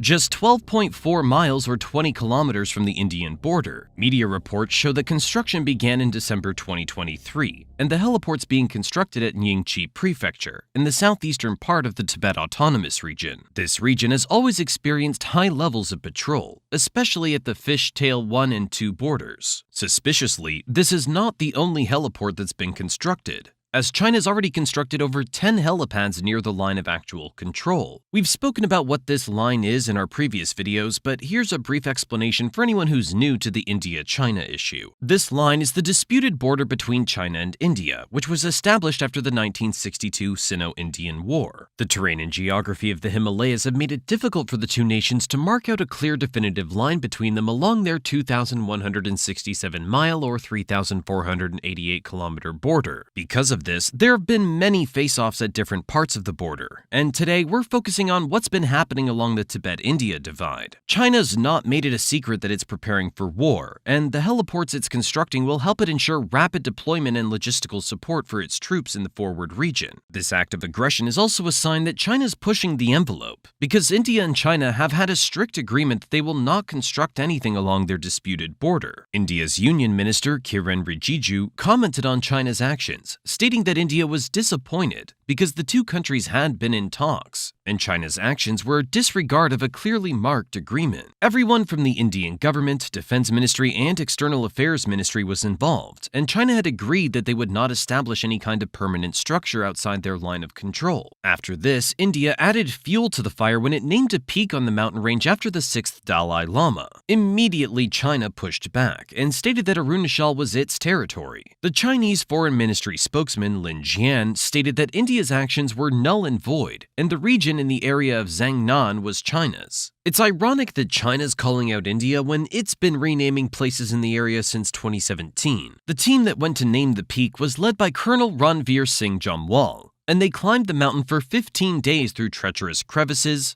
a 1.86-mile or 3-kilometer long glacier in the Gorachen region, and sheer ice walls. This was not an easy feat, and it's one of the most technically challenging and unexplored summits in the region. The peak of the mountain is 20,941 feet or 6,383 meters above sea level in the Gorachen region of the Arunachal Pradesh Himalayas, in the Tawang West Kameng region. And when they finally made it to the top, they named it Sangyang Gyatso Peak after the 6th Dalai Lama. Naming the peak was important to India as a tribute to the 6th Dalai Lama's timeless wisdom and his profound contributions to the Mampa community and beyond. This act does not seem as bad if you don't understand how politically charged it is, so we need to answer this question. Who is the Dalai Lama, and why was India's naming of the peak in a hotly contested area after him deemed so controversial? The Dalai Lama is a spiritual leader of Tibetan Buddhism and is politically considered the head of the state of Tibet. Just so we're clear, I'm talking about the same Tibet that China annexed and considered one of its provinces. In China's eyes, the Dalai Lama is a false leader, and yet, despite all that, India provides not only sanctuary, but has gone so far as to esteem and commemorate this fallen leader of a territory that China had annexed. It does not get more passive-aggressive than that. If we take these incidents in September, they're simply the tip of the iceberg in relation to a much larger problem. The LAC border has always been a point of contention for so many years now, and things are leading straight to war. Some people would expect diplomacy would come first before the war, and trust me, India's tried to. There have been attempts to solve the situation amicably, but the two countries always hit a brick wall. Recently, reports show that India and China have reached an agreement on patrolling along the line of actual control in eastern Ladakh. People have been excited about this as the international community has been pushing for a resolution, but sources internally have already expressed skepticism. External Affairs Minister S. Jaishankar stated that although the agreement was seemingly positive, people must not be so fast as to think that the war's over. In actual fact, if the past has taught us anything, it's that such agreements are only for now. In July and August, India and China held 2 rounds of diplomatic talks, and that led to no resolution. On top of that, military sources have already reported that the position on the ground has not changed, and the tensions are higher than ever. One army chief commented on the situation, stating, "But when it comes to the execution on ground, when it relates to ground per se, it's dependent on the military commanders on both sides to take those decisions." With that being said, both sides have become heavily militarized in the region, with Indian forces deploying over 68,000 troops, 90 tanks, 330 infantry combat vehicles, and other artillery to forward positions in response to the Chinese troop movements. China started this military presence thing when it stationed troops strategically along Aksai Chin, Demchok, Depsang Plains, and Doklam.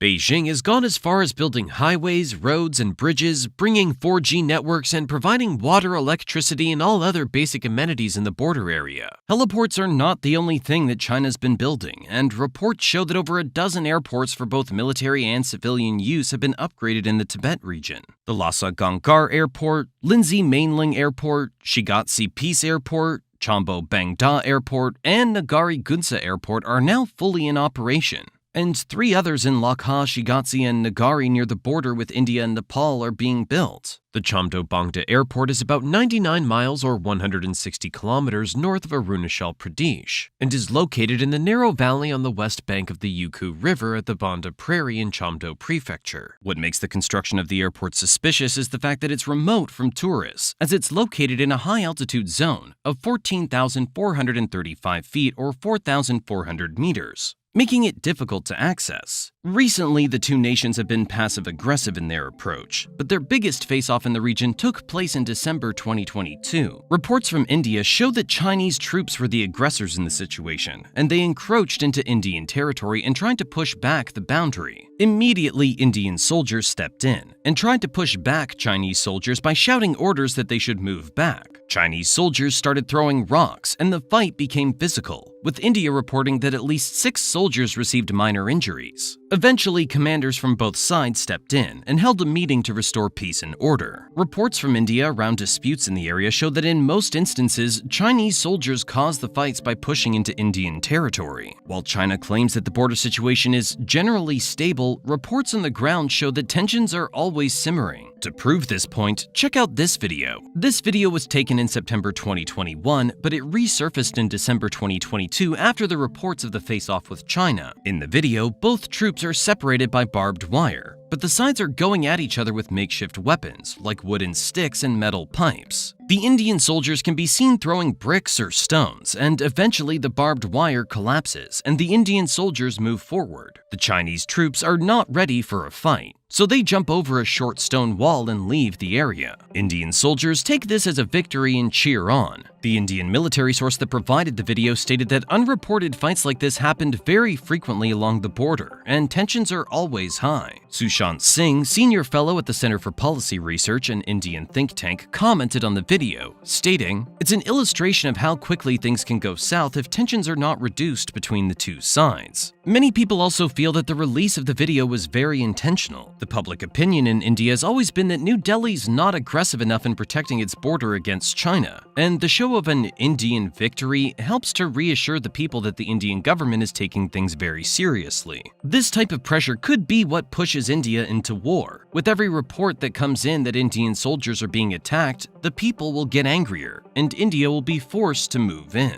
Arunachal Pradesh is located in such an interesting position, so let's take a look at the geography of the area to get a visual picture of why the tensions are so hot. Recently, we crossed 1 million subscribers. Ever since then, we've been flooded with emails asking us questions and advice about growing a channel on YouTube. Even though we try our best to reply to every single email, sometimes these take up too much time, or they ask the same question we've answered before. That's why we've decided to put all of our YouTube advice into one email bootcamp for completely free. So if you're someone who's interested in starting your own YouTube channel, you can get our email bootcamp by clicking the link in the description or scanning the QR code on the screen. Now, back to the video. On this map, you can see Arunachal Pradesh nestled right at the bottom of the Tibet region. This is essentially why China refers to the region as South Tibet. Because of China's claim to Tibet, it believes that Arunachal Pradesh also belongs to it. Beijing informally respects the McMahon Line as the LAC, but it claims about 34,000 square miles or 90,000 square kilometers in Arunachal Pradesh as Tibetan territory. In 2023, hot off the face-off in December, China released a new map. If you know anything about China, you know that this is its MO, and before it gets aggressive in an area, it publishes a map that justifies its actions. This 2023 edition of its standard map showed Arunachal Pradesh and the Aksai Chin region in Ladakh as part of Chinese territory. The move felt like such a slap in the face for India, because it came days after Prime Minister Narendra Modi and Chinese President Xi Jinping agreed to de-escalation on the Ladakh border. Do you see why I'm saying that the recent agreement with China means nothing? It wouldn't be the first time that Beijing turned away from a deal. After turning around and pulling this move in 2024, China condemned India for something it did on the 9th of March. Indian Prime Minister Narendra Modi unveiled the construction of a tunnel in Arunachal Pradesh, designed to offer year-round connectivity to the troops in the Tawang region and to allow for trip mobility. At an elevation of 13,000 feet or 3,962 meters, the Sela tunnel will help help India bolster its defense along the line of actual control with China. China's Ministry of National Defense did not respond very well to this move by India, and accused it of complicating the border issue and reversing attempts to maintain peace and stability. This reaction is very ironic considering China's construction of heliports and roads in the region as well. In geopolitics, everything's connected to something else, so we know for a fact that these face-offs in this small portion of the map are part of bigger issues in the Tibet region. What the underlying issue is for China is that it has always felt that diplomatically, India does not respect China's claim in Tibet. In fact, in early October, dozens of Tibetans living in India began a protest outside of the Chinese embassy against the human rights situation in their homeland. This protest coincided with China's 75th year under CCP rule and reminded China that not everyone was happy with this achievement. Currently, about 85,000 Tibetan refugees live in India, and this large group of refugees is led by the Dalai Lama and his Dharamsala-based exile government. Their spiritual leader has made Dharamshala in northern India his headquarters after fleeing Tibet in 1959. China's always criticized India's involvement with the Dalai Lama, stating that it views India's actions as meddling. In 2017, tensions grew when the Dalai Lama visited the hotly contested border region of Arunachal Pradesh in the district of Tawang. The Dalai Lama was simply visiting the area to consecrate a monastery and address his followers in the region. Many people from the surrounding areas in Bhutan gathered in the region for the big occasion. The 81-year-old monk was greeted by cheering supporters as he arrived in the partly ethnically Tibetan Himalayan state. India claimed that the visit was harmless, but China decided to warn it that this action would damage bilateral relations. Foreign Ministry spokeswoman Hua Chunying told reporters that the visit by the exiled leader to a contested area was a disregard for Chinese interests and harmed the China-India relationship. In response to this, China lodged a formal complaint with New Delhi, but India managed to see right through what China was trying to do. China was trying to hide behind its claim of Arunachal Pradesh as South Tibet to demonize India's actions. China could then claim that the Dalai Lama's visit to the region was not an internal matter anymore because it was happening on Chinese territory. The Chinese Foreign Ministry spokeswoman went on to threaten India by declaring that the move would stir up trouble over the border issue and go against the development of bilateral ties. India immediately shut China down, stating that it should not interfere in its domestic issues because Arunachal Pradesh is an inseparable part of India. China's response to this visit was very interesting because it was the Dalai Lama's 7th visit to Arunachal Pradesh, and the past visits had not sparked such a reaction. This newfound anger is pointing toward the fact that China's collecting justification for its potential invasion of Indian territory. What has further fueled the tension between the two countries is the fact that China's recruited Tibetan refugees to a covert unit dedicated to high-altitude combat. The unit has been known as the Special Frontier Force, and it reportedly has an estimated 3,500 soldiers. The force was created after the 1962 war between India and China, with the aim of recruiting Tibetans who had fled India for guerrilla warfare. Most of the early recruits were people who had experienced fighting for the Chushi Gondruk, which was a guerrilla Tibetan force that fought China in the early 1960s. The founder of the unit was B.N. Malik, who was the chief of Indian intelligence then, and the CIA also helped in the unit. This has not been proven, but the rumors state that about 12,000 Tibetans were trained by U.S. Special Forces and partly funded by the U.S. Jampa, a member of the unit, told the BBC that Americans gave most of the training, and he recalled that one of the guys spoke in broken Hindi and trained 4 men, who then trained everybody else. This group was a secret until the very public death of a soldier called Nyima Tenzin. The 51-year-old soldier had died in a landmine blast near Pangong So Lake in the Himalayan region of Ladakh, where Indian and Chinese troops had been fighting. BBC interviewed his brother, who explained that he received the call on the 30th of August 2020, telling him that his brother was injured. It's only after this that a friend told him the truth. The Tibetan community in the area united to bid their fellow brother farewell and held a grand funeral for him, complete with a 21-gun saloon. Even the leader of the Bharatiya Janata Party, which is a national party in India, attended the funeral and placed a wreath on Tenzin's coffin. The coffin was covered in the Indian and Tibetan flags, which is a clear communication of the connection between the secret force and India. This report shows that India could be training up the secret force for more than just petty fights along the border. because having the CIA come in to prepare the soldiers hints at much bigger combat plans. Okay, so for a second, let's put a pin in the conversation about rising tensions between the two and put a spotlight on Tibet. India's been able to manipulate tensions in the region for its benefit, so it's important that we trace the history between China and Tibet. Between 1271 and 1368, Tibet was assimilated into China during the time of the Qing dynasty. But between 1644 and 1911, when the Qing dynasty was weakening, Tibet began to gain more autonomy. In 1911, the 13th Dalai Lama expelled Chinese troops stationed in Lhasa and declared independence in 1912. The problem was that neither China nor the West recognized India's independence, and China still claimed Tibet. However, Tibet was lucky, because 1916 to 1938 was a very busy time for China. After the defeat of the Qing dynasty, there was a lot of internal fights over who should take over. On top of that, there was the Japanese occupation and World War II, meaning they didn't have time to worry about Tibet. Then, in 1950, things became more stable for China and it had time to focus its energy on Tibet. In 1950, the People's Liberation Army under the leadership of Mao Zedong invaded Tibet and asserted China's right to rule. The defeat was quick and easy, and China incorporated Tibet as an autonomous region. It also drafted the 17-point agreement, which stated the rules of engagement for the two countries. Under the agreement, Tibet would have regional autonomy but be governed by China's external affairs. Tibet's military would also be integrated into the PLA, and China would work on developing its economy. China also promised to respect Tibetan customs and religion, but we all know how that plays out. In the coming years, China did the exact opposite of what it had agreed to do, and it widely suppressed Tibetan culture. So, taking a stand for his people, the Dalai Lama repudiated the agreement in 1959. There was an uprising that year, but Tibet was no match for the PLA. China's response was ruthless, and it burned down entire villages and monasteries. China even went as far as threatening to blow up the Potala Palace, where the Dalai Lama stayed. The story of how the Dalai Lama ended up in exile is an inspiring example of what unity can do. On March 1, 1959, the Dalai Lama received a strange invitation to attend a theater performance at the PLA headquarters near Lhasa. On March 9th, the PLA told the Dalai Lama's bodyguards that they could not accompany the leader to the performance and that the Tibetan people were not supposed to know what was happening. It wasn't clear what China's intention was, but the Tibetan people weren't taking any chances, and the guards immediately publicized the PLA's actions. In a show of support, over 300,000 Tibetans surrounded Potala Palace to protect their leader. They were facing up against heavy artillery shells and a strong army, but stood their ground. This blockade gave the troops an opportunity to sneak the Dalai Lama out, and he escaped to India. As punishment for this, China took away Tibet's autonomy and redistributed the land. Looking at this history, it's very clear why China's not the biggest fan of India-Tibet relations. Outside of housing its refugees, India also has an economic relationship with Tibet, where it imports wool, silk, and handcuffs from Tibet. Tibet as a region is also very lucrative for both China and India because of the mining that happens in the area. India also views it as a buffer zone between it and China and would benefit from it being removed from China. The Dalai Lama is, therefore, India's strategic asset against China.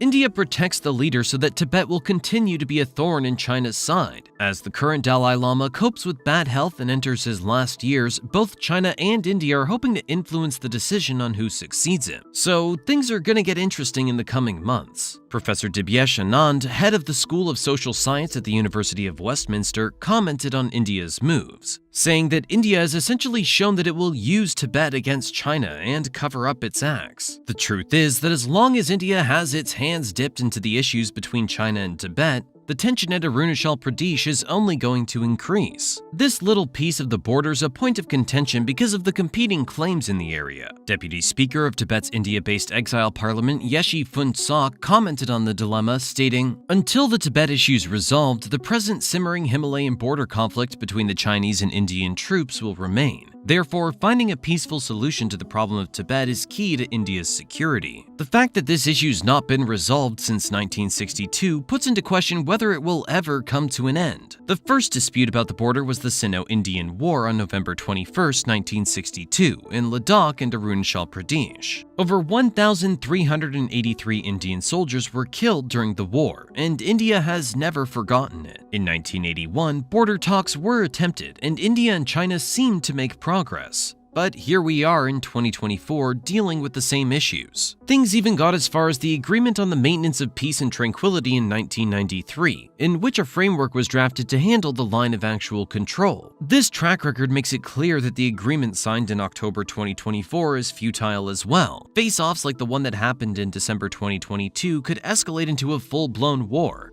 and China's aggression could fuel it. And the scary part is that face-offs like this are not just happening in the Tibet region. Remember what we said earlier? Tibet's only a small section of a much wider border crisis. One of the most violent clashes between the two happened along the Galwan Valley in 2020. The two armies in the region clashed after China violated the boundary, killing 20 Indian soldiers. At least 5 Chinese soldiers were killed, and the clash was so intense that it took 11 rounds of military talks for disengagements to eventually happen. They managed to talk each other down from the war ledge this time, but the two countries are literally one confrontation away from war. The problem is that China doesn't want to stop its aggressive expansion, and India will not sit back and let it happen. For instance, let's take a look at the Doklam standoff that happened in 2017. This is the Doklam Plateau. It's quite a contentious area because it's situated right in the middle of China, India, and Bhutan. China's always had a military presence in the area, and that's caused friction between China, Bhutan, and India. What makes this dispute a lot more complex is the fact that the area is actually part of Bhutan's territory. In June 2017, China boldly decided to start building a road in Doklam, completely violating the sovereignty of Bhutan. Bhutan is not a big Asian heavyweight, so it chose to rely on India to step in. India wasn't going to let things slide, because Doklam's proximity to the Siliguri corridor causes a serious problem for India,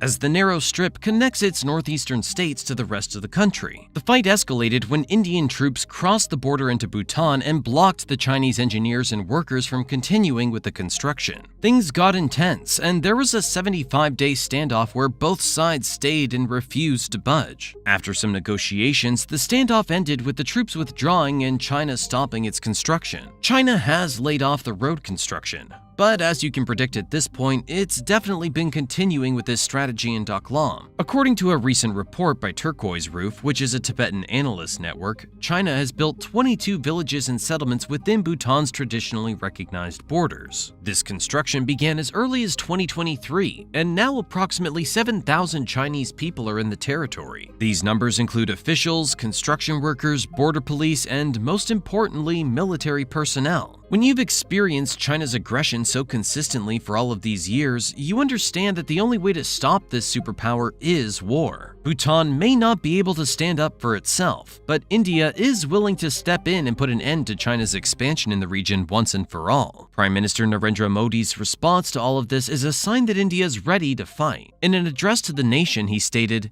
"India wants peace, but on provocation, India will give a befitting reply. China's expansionist approach rubs everybody the wrong way, but India is an Asian giant with the capacity to fight back. The border dispute has not just been happening along the Tibet border, meaning that tensions are actually a lot higher than what we've just covered in this video. China's move in September has not gone down nicely with India, and if China continues to bully India along the border, India will not hesitate to turn to a full-blown war." This tiny island in the Indian Ocean is controlling China, and could become China's worst nightmare the moment it tries to mess with India. Here's an incident that proves this.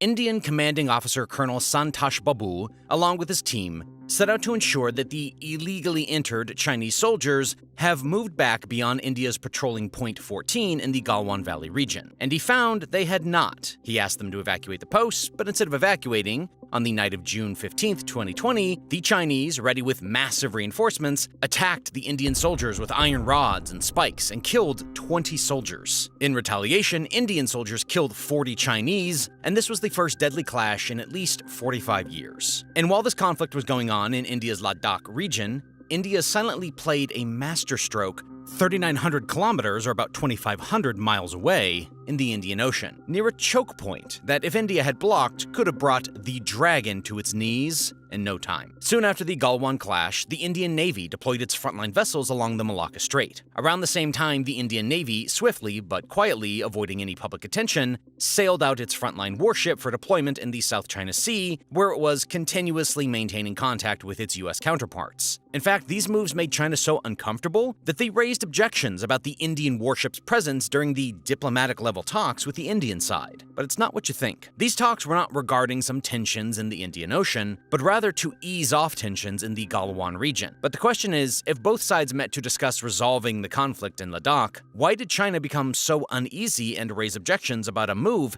happening thousands of miles away from the conflict zone? The simple answer is that the Malacca Strait is known as China's primary maritime lifeline, and it's obvious to raise concerns over enemy movement in a region that almost controls your entire country's economy. But you have still not heard about the scariest part. Because these Indian islands, known as the Andaman and Nicobar Islands, as you can see here, are just 1,029 kilometers, or about 640 miles away from the Malacca Strait. In fact, the last Indian island of the Andaman and Nicobar archipelago, the Great Nicobar Island, is just 90 kilometers, or about 56 miles, from the western entrance of the Strait of Malacca. This means India holds a significant deterrent against China in the Indian Ocean, and can block this route and cripple the Chinese economy in no time. In fact, even in the case of a full-scale war, despite having fewer warships and submarines than China, these islands could give India a significant edge over the Chinese Navy. So let's understand, why is the Malacca Strait known as a lifeline for China? How does this tiny island, also known as India's unsinkable aircraft carrier, control China's lifeline? And most importantly, why is it becoming the worst nightmare of China? But before we begin, let's win a quick war against China. A war against the CCP bots by clicking on the like button. Because these bots downvote our videos and try to bury them in the algorithm. It doesn't matter if you throw bat soup on it or slap Winnie the Pooh's face on it, just make sure it gets clicked. And with that, let's start with the video. Let's zoom out of the map and look at China now. What we can see is a hammer and sickle and a red color around it. Sorry guys, an editing mistake. Anyway, China's economy survives on this one route called the Malacca Strait. The Strait of Malacca is a strategic waterway between Indonesia and Malaysia, through which almost 67% of China's maritime trade and 80% of its oil imports passes through. In fact, it's not just China. More than 1/3 of all worldwide trade passes through the Malacca Strait. So the Malacca Strait getting blocked would be a nightmare, not just for China, but really for the entire world. And blocking such a point is much easier because all it takes is a few ships to block this very narrow route. And the last time such an incident occurred, the world faced a whopping loss of $54 billion in just 6 days. In March of 2021, this ship named Ever Given got stuck in the Suez Canal, and on the same day, oil prices jumped about 6%. And that too, this 6% was when the world was facing the COVID pandemic. So this number could have been much higher if there was no pandemic at that time. The Suez Canal blockage roughly cost 12% of global trade and was holding up trade valued at almost $9 billion per day. And since the ship was stuck for the 6 days, the overall trade loss has been roughly estimated around $54 billion. So now you know why such a location is extremely important. And this is also why such locations are referred to as choke points. But why am I telling you all of this? Because this is where the game of geopolitics and deterrence comes into play. If a country near the choke point decides to block this route for a rival nation, it could literally bring that country to its knees. And this is where China's worst nightmare would become a reality. A nightmare the Chinese themselves named as the Malacca Dilemma. And you heard that right, it's not a US or a European expert who coined this term, but the Chinese president himself. The Malacca Dilemma is a word coined in 2003 by former Chinese President Hu Jintao. It basically represents the threat of an entity choking its oil imports. But who? At the first glance, it looks like the countries very close to the strait are Indonesia, Malaysia, Singapore, Thailand, and Myanmar. Now, these countries might not block this route for China for a variety of reasons, ranging from political to economic factors. And maybe most of them don't even have a rivalry with China. Or I would say they don't dare to block this route because of China's military might. Yeah, it's a harsh truth, and we all have to see how China uses its military might to bully countries. But if you look closely, At the end of the Malacca Strait, you will notice some tiny islands. Or I won't be wrong to replace the word tiny islands with China's worst nightmare. The question is, if big countries like Indonesia, Malaysia, Thailand, and Myanmar won't dare to block these Chinese ships, then how is this group of tiny islands even thinking of it? Well, because it's part of one of the few countries in the Asian continent fighting back against China, and that is India. And while most people just know this India, they actually miss these critical islands of the country, the islands that are controlling China. India can use these islands as a strategic deterrent against China, as India can block Chinese SLOCs, or sea lines of communications, which are basically the primary maritime routes used for trade, military, and other purposes. We will discuss all the details regarding this in a few minutes, but in reality, it's just not what you think. Let me explain. The fact that the Andaman and Nicobar Islands also served as a strategic pit stop for naval vessels of partner countries, including Japan, the United States, Australia, and France, makes it even worse for China. This simply means that the naval vessels of these countries can make brief stops for refueling, maintenance, or restocking supplies while they are on their way to their destinations. So, along with India, this gives a huge advantage to the United States, Japan, Australia, and France to pause during operations in the Indian Oceans, or before entering Southeast China and the South China Sea. And this enables faster responses to strategic or emergency situations,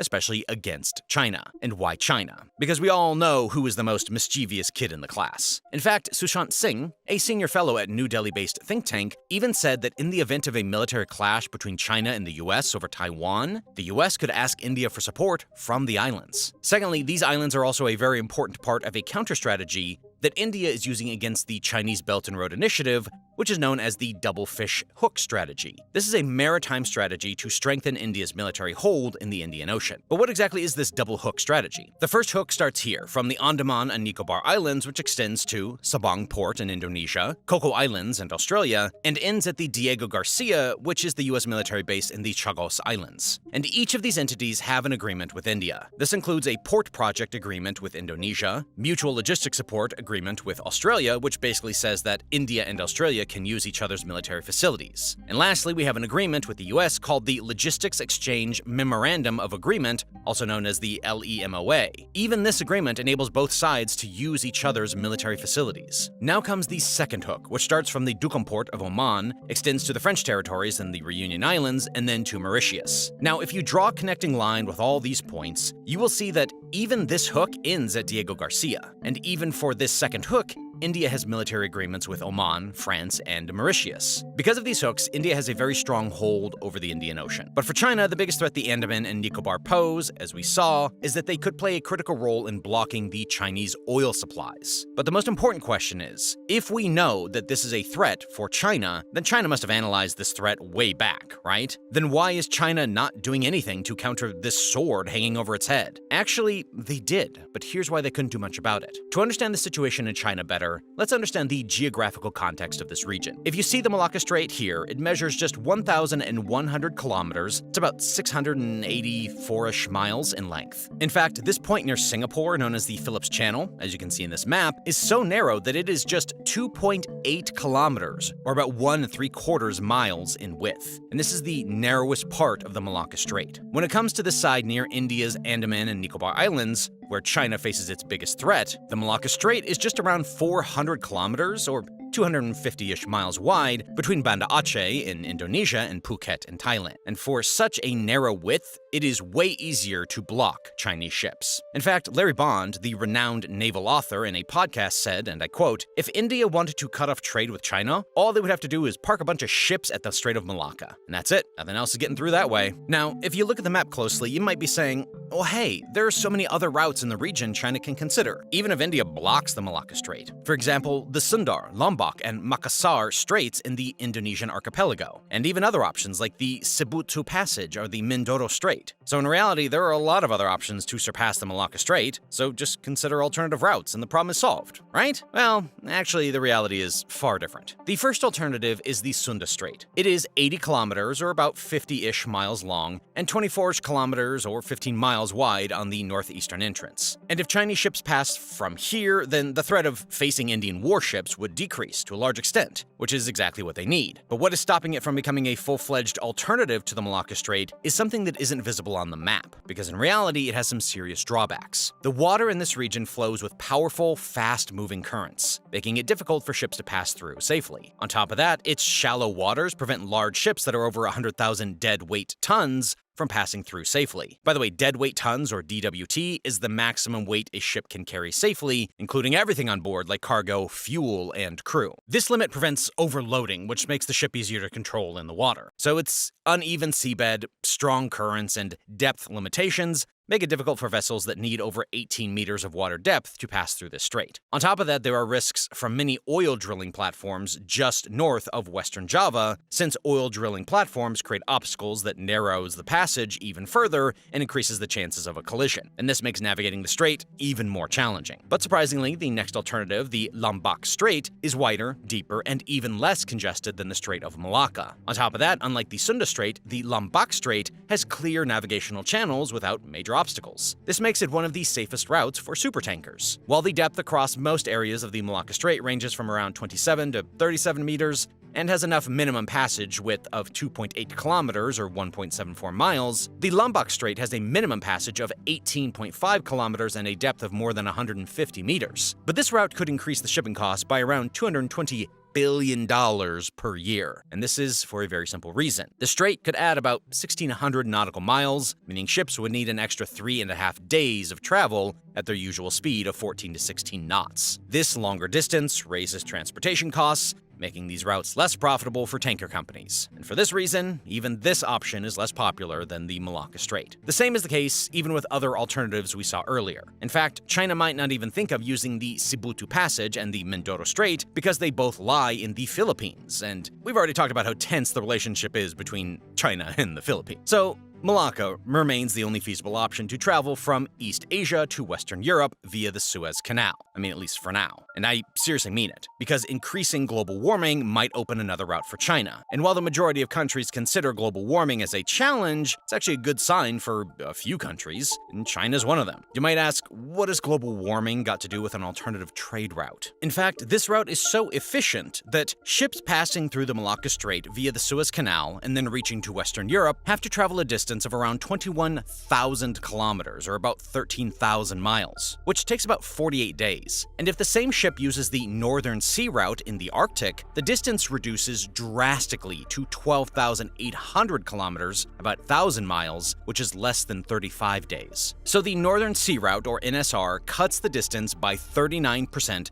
as compared to the traditional Suez-Malacca path. But would you be shocked to know that even with the longer distance, around 94,000 ships still pass through the Malacca Strait each year, whereas the NSR just saw 2,994 trips in 2022. If the NSR is shorter than the Malacca Strait, saving both time and money, then why do ships still prefer the Malacca Strait? This is because of the geography of the region the NSR lies in, and the major reason why ships don't prefer this route is actually ice. So even though this route is short, ships can't use it because of the frozen Arctic water. Even if they want to use this route, they must either rely on ice-breaking ships or travel between May and September. That is during the summer season, when the surface ice on the Arctic water is lower. On top of that, in some years, the ice-free period may last as little as 6 weeks. Basically, there's no guarantee when ice-free conditions will start or end. This is where the root cause of the problem lies. Because most cargo ships follow regular schedules known as liner services, where they travel specific routes and stop at various ports to pick up and drop off cargo, this approach is mainly used by container ships, which follow set schedules to keep cargo moving smoothly around the world.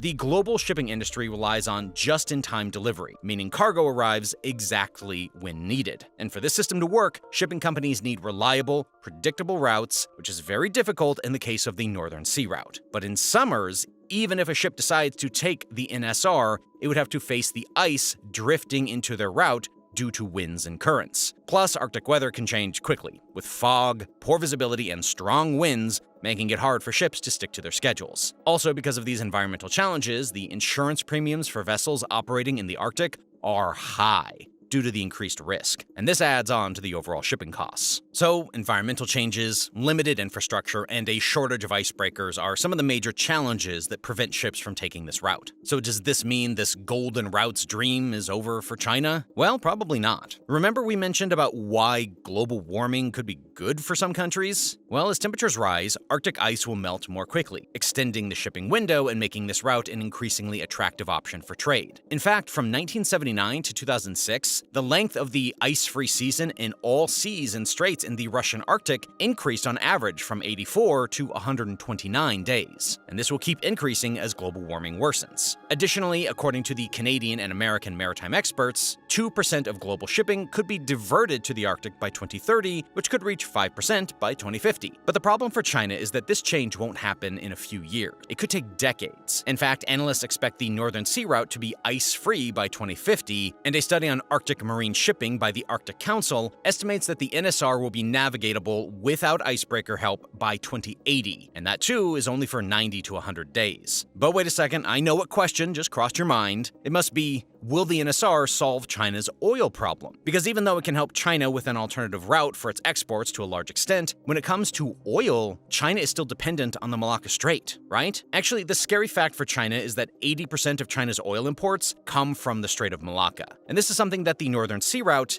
cannot solve. The reason is simple. The Northern Sea Route is much longer, which would significantly raise shipping costs. Even when it comes to other sea routes like the Trans-Pacific shipment routes, it doesn't solve China's oil problem. And when it comes to other modes of transportation like air, roads, or railway, here's how it would look. While the average cost of international air freight is between $4 to $8 per kilogram, average cost of rail freight is 80 cents to $3 per kilogram, road freight transport typically ranges from about 50 cents to $2 per kilogram, whereas ocean freight comes in at just 30 cents to 50 cents per kilogram, making it the cheapest option by far to transport goods. So sea transportation is the king, and this is proven by the fact that 90% of traded goods are shipped by sea that is using water transportation. And when it comes to shipping via waters, we have already seen who rules the shipping lanes, at least when it comes to the Chinese shipments, which is none other than the Malacca Strait. Now you know the reason why the Malacca Strait is considered the OG despite so many alternatives. In fact, this is what makes it the scariest fact for China. And these Indian islands are making it scarier by each passing day. And as we mentioned earlier, these islands could help India win against the Chinese Navy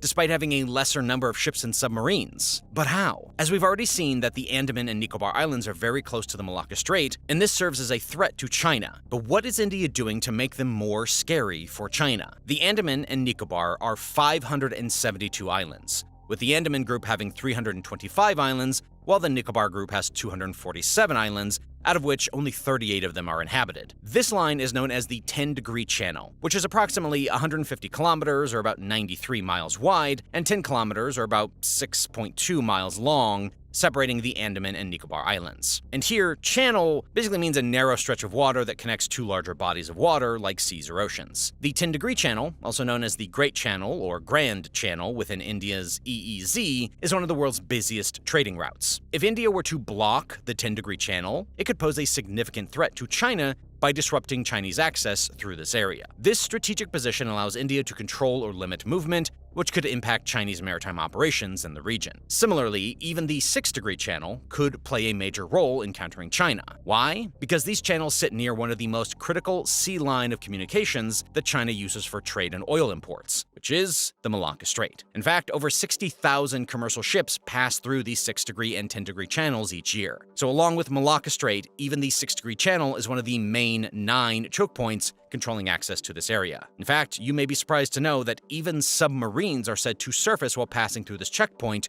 to prevent accidents. So by controlling these channels, India can monitor, or in extreme cases even restrict, access to the critical routes. Exactly how? From the Andaman and Nicobar Islands, India could employ anti-access and aerial denial, or A2AD weapons, to block or limit Chinese ships from entering Indian Ocean waters. Here, anti-access and area denial, or A2AD, is a military strategy to keep enemies out of a specific area or limit their movement within it. Anti-access involves blocking the enemy from entering, while area denial restricts their ability to operate effectively if they do get in. And A2AD zones use weapons like long-range missiles and anti-ship defense to make enemy movements more difficult and risky. But the question is, all this sounds really good in theory, but can India really take action against China? Because if we compare the size of their militaries, it tells a completely different story. Well, have a look at this. According to the Firepower Index, while India's defense budget was $74 billion, China spent 3 times more with a military budget of a whopping $227 billion.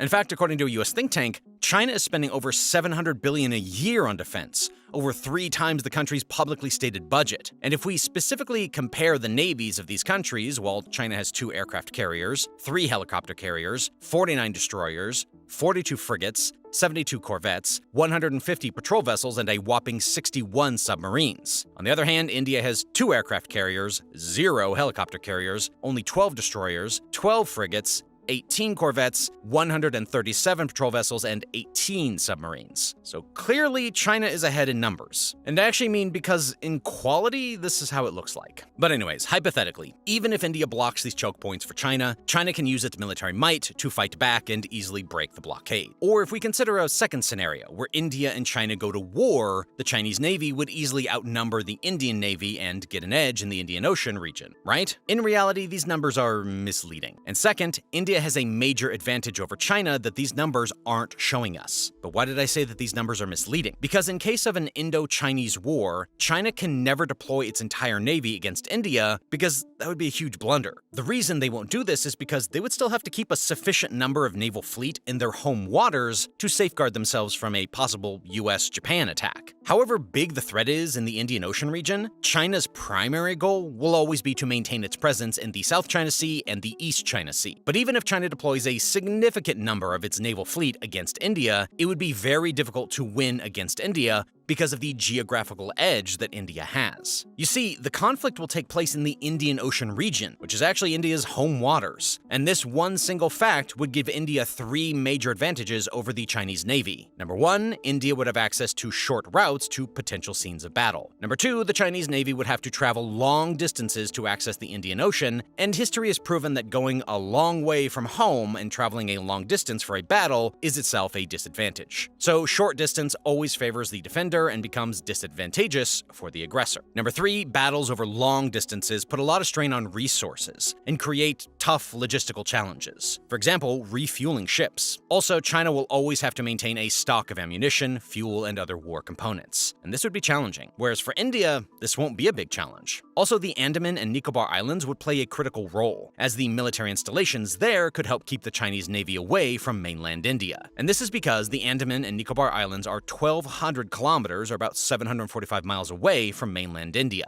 But the question is, even if India is in an advantageous position, and despite all the advantages India has, it would still need a substantial amount of military infrastructure and high-tech weapons to fight the Chinese Navy. So, is India even prepared to give the Chinese a befitting reply? Well, you'll be shocked to know that the Chinese Navy might have to encounter the Indian Navy thrice, even before reaching near the Andaman and Nicobar Islands via the Malacca Strait. Firstly, Vietnam has granted exclusive access to Indian naval ships to use the Nha Trang port in Vietnam. In fact, the Indian Navy has been making regular visits to the southern Vietnam port. Also, Vietnam has asked India to help develop this naval facility. Another reason why this is so special is because the Nha Trang port is located very close to the Cam Ranh Bay port, which is considered as the finest deepwater port in the Indo-Pacific, which is ideal for docking submarines, large aircraft carrier, and other naval ships. And why is Vietnam doing this? Actually, Vietnam sees a partner in India to fight off China in the South China Sea, so it has been improving its relations with India. In fact, there are speculations that an Indian military base in Vietnam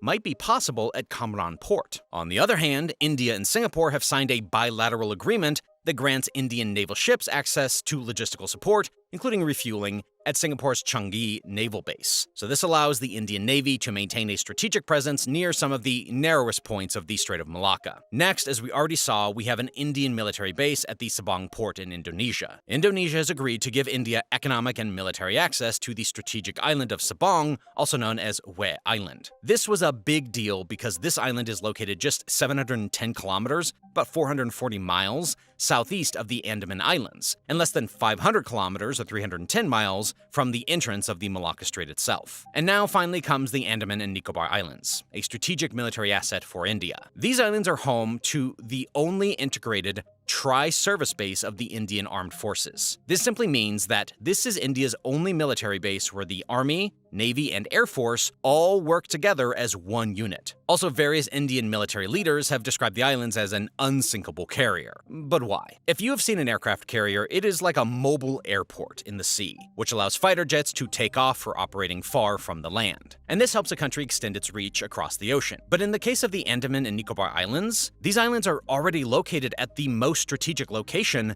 which is at the mouth of the Malacca Strait, and also at a key location in the Indian Ocean region. The Andaman and Nicobar Command operates 7 military bases, of which 2 are full-fledged Air Force bases, 2 serve as naval air stations for logistics and administration, and the remaining 3 are naval bases or air stations. But what would make these islands extremely lethal are the upgrades they will see in the next few years. For example, in 2019, an exclusive $680.72 million military infrastructure development plan was passed, according to which some of the naval air stations would be having their runways extended. And once the runways are operational, the Indian Navy will be able to operate its game-changer P-8I Poseidon maritime surveillance and reconnaissance aircraft. And the reason I said it's a game-changer is because it's literally a nightmare for the Chinese ships and submarines. In fact, a top Navy officer said that there is no way any country's ships or vessels can pass through the Indian Ocean without being detected by the Indian Navy's P-8I anti-submarine and surveillance planes. And P-8I will not only detect such targets, but will also classify and destroy them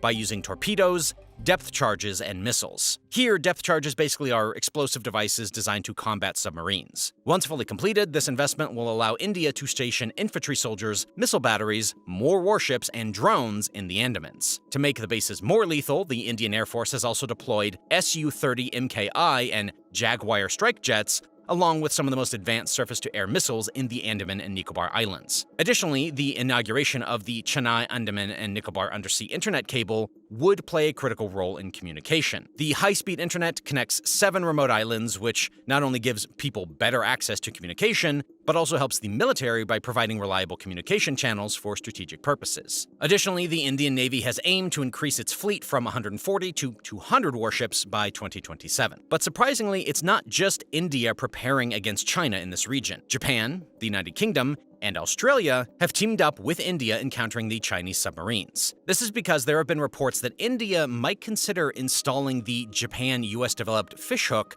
sound surveillance system, which is a chain of sensors designed to track submarines. Once the system is operational, it is expected to enhance intelligence sharing among Japan, the United Kingdom, Australia, and India, which will create a foolproof counterwall against Chinese submarines in the Andaman Sea and South China Sea. Along with this, the Andaman and Nicobar Command regularly conducts joint maritime exercises with partner nations. One example is the Singapore-India Maritime Bilateral Exercise, or SIMBEX, which helps the Indian Navy and the Republic of Singapore Navy improve their interoperability. India also holds Milan, the largest naval exercise in the region, with navies from all over the Indo-Pacific taking part in a Malabar exercise between the Indian and US Navy. These exercises show that India is committed to keeping the region safe and strengthening its relationship with other friendly nations. Now, along with military development on these islands, India has also allocated a massive $8.67 billion for the Great Nicobar Island. The Great Nicobar project involves developing a transshipment port, an international airport, township development, and a 450 MVA gas and solar-based power plant on the island. Now here comes the interesting part. Experts say that China has found options that might surpass the Malacca Strait. In fact, it has started doing so. One such option is the Gwadar port in Pakistan. As part of the China-Pakistan Economic Corridor, or CPEC, China has developed the port in Gwadar so that goods unloaded there will be shipped directly to the Chinese mainland. According to this plan, a railway will connect Gwadar to Kashgar in China. This project is still not yet fully complete, but once done, it could be a game changer for China.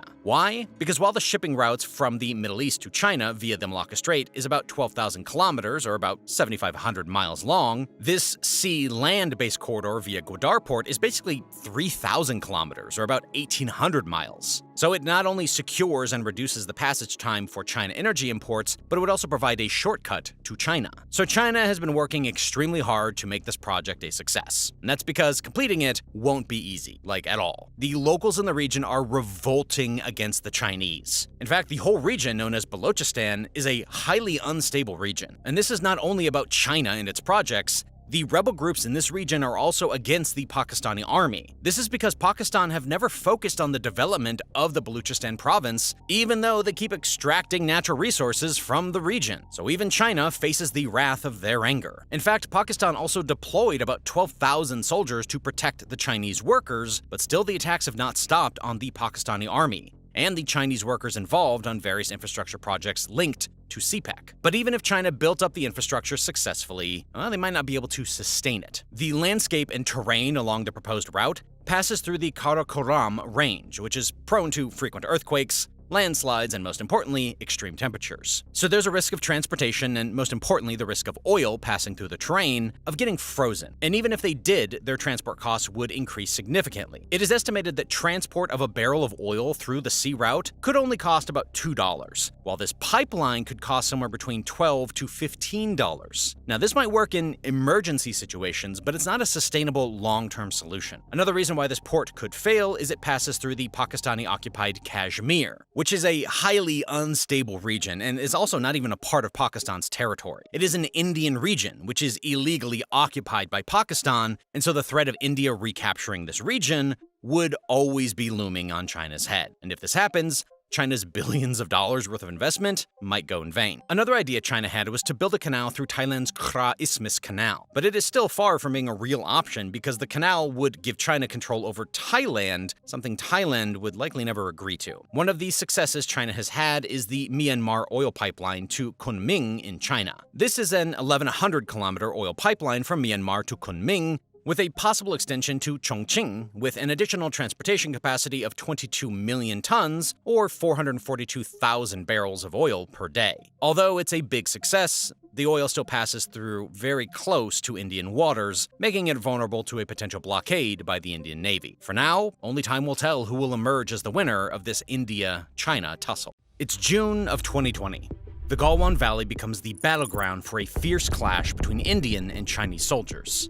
That night, in the dark, the Chinese used machetes, clubs embedded with nails, and batons wrapped with barbed wire to attack Indian soldiers, and in the end, killed about 20 of them. The Indian side retaliated and killed around 40 Chinese soldiers. Two nuclear powers facing off in a remote corner of the Himalayas.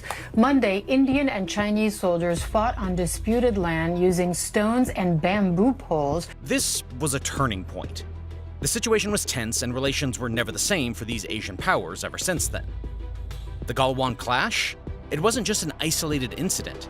It was China's failed attempt to grab some strategic territory from India, the world's largest democracy, and it backfired. Across the world, countries were already starting to push back against China's assertiveness. Think of the Philippines and the South China Sea. Same story, different players. And now India was making it clear. It wasn't going to play the silent bystander anymore. The bravery and resilience of India's soldiers sent a powerful message. This wasn't just a border skirmish. It was a loud statement that India would no longer be a passive player in the game of Asian geopolitics. But this was just the beginning. Fast forward to today, and India's bold stance is challenging the balance of power in Asia. And China is hating this. So let's understand. 1, how is India becoming scarier for China? 2, why has China's aggression failed against India? And most importantly, number 3, what strategies is India using to counter Chinese aggression? But before we begin, we want some help. We want a second of yours that will make sure that you keep receiving video updates about sensitive topics like wars and conflicts through our videos. Now, recently, YouTube has demonetized the video we published on the Iran-Israel conflict. But you can help us just by simply clicking on that like button below, so that YouTube knows that you are loving our videos. Thank you so much. All right, let's go back to where this all started. The Galwan Valley, an important, rugged region in Ladakh, right near the Line of Actual Control, or LAC, becomes the scene of a fierce clash between Indian and Chinese troops. Now, to put it in perspective, the LAC isn't exactly a settled, peaceful border. It's more of an informal boundary that's always been a bit tense, and this time we saw that tension explode. The clash was brutal, leaving 20 Indian soldiers and about 40 Chinese soldiers dead. Why Galwan? Well, the valley is a big deal. It's not just a scenic spot up in the mountains, it's a strategic point for military operations. And this is because it gives access to critical roadways and supply routes. So control over Galwan means easier logistics, stronger defenses, and faster military mobilization, something both India and China want in their corner. After this deadly face-off, India didn't waste any time. It immediately ramped up its military presence along the LAC, sending in about 50,000 extra troops by the end of the year. And it wasn't just about the numbers. They brought advanced weapons, strengthened their supply lines, and upgraded infrastructure along the border to keep things running smoothly. But India didn't just flex its military muscle, it also opened up a diplomatic front, starting talks with China to try and ease the tensions without backing down an inch on the ground. On the other hand, after Galwan, China was suddenly facing a lot of international criticism. Other countries were watching closely, and China wasn't exactly winning any popularity points.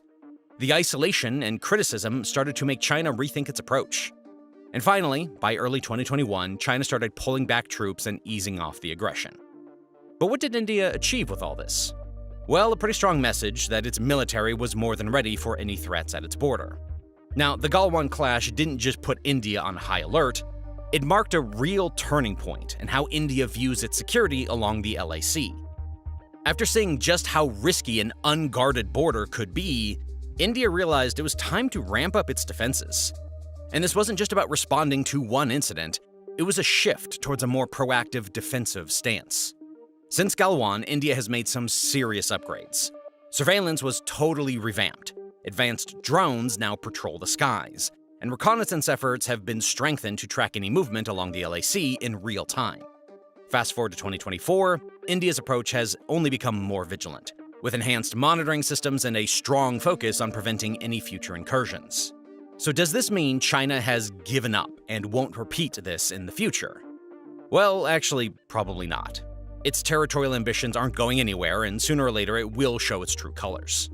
So this means India has to be extremely cautious about it and start looking beyond just military might. In fact, India has already started doing it by strengthening its alliances. India has partnered with the US, Japan, and other allies to create a strong network of support. These aren't just friendly handshakes either. India is actively sharing intelligence, aligning strategies, and working together to counter any aggression moves from China. And here's where things get interesting. India, the US, Japan, and even other allies are forming a coalition to stand up to China's aggression, a move that's seriously rattling China. We'll dig into what this group is all about in a bit, but first let's talk about one of the biggest changes India's making to ensure it's better prepared than ever. And it's a move that's been a long time coming. External Affairs Minister S. Jaishankar emphasized that the Modi government has significantly enhanced border infrastructure in the last few years, particularly along the border with China. Now, here's something important to understand.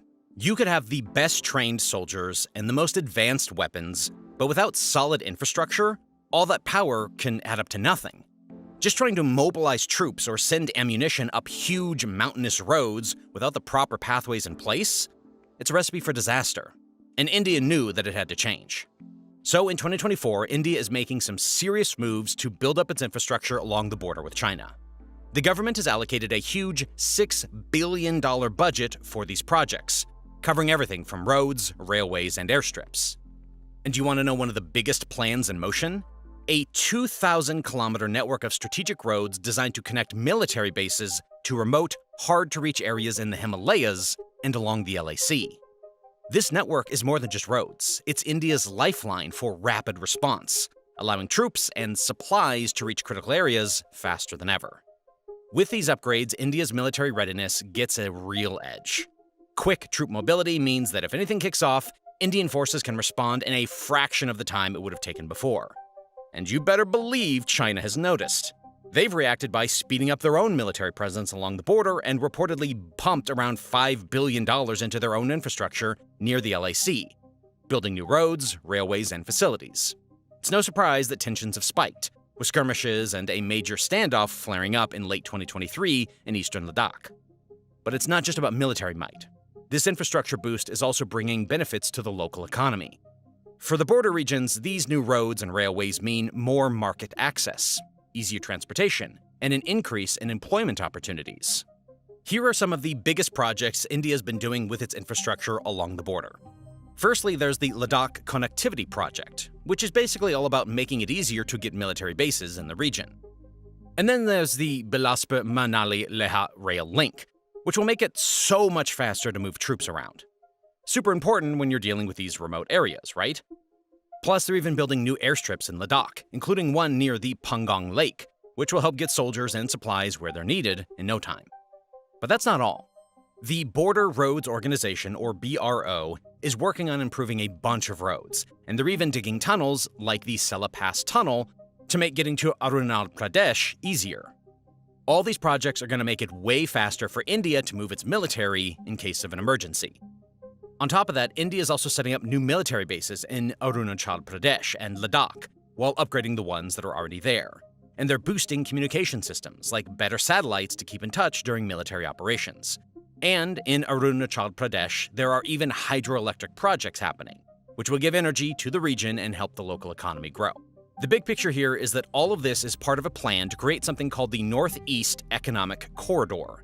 It's not just about the military. It's about improving the economy and pushing back against China's influence in the region.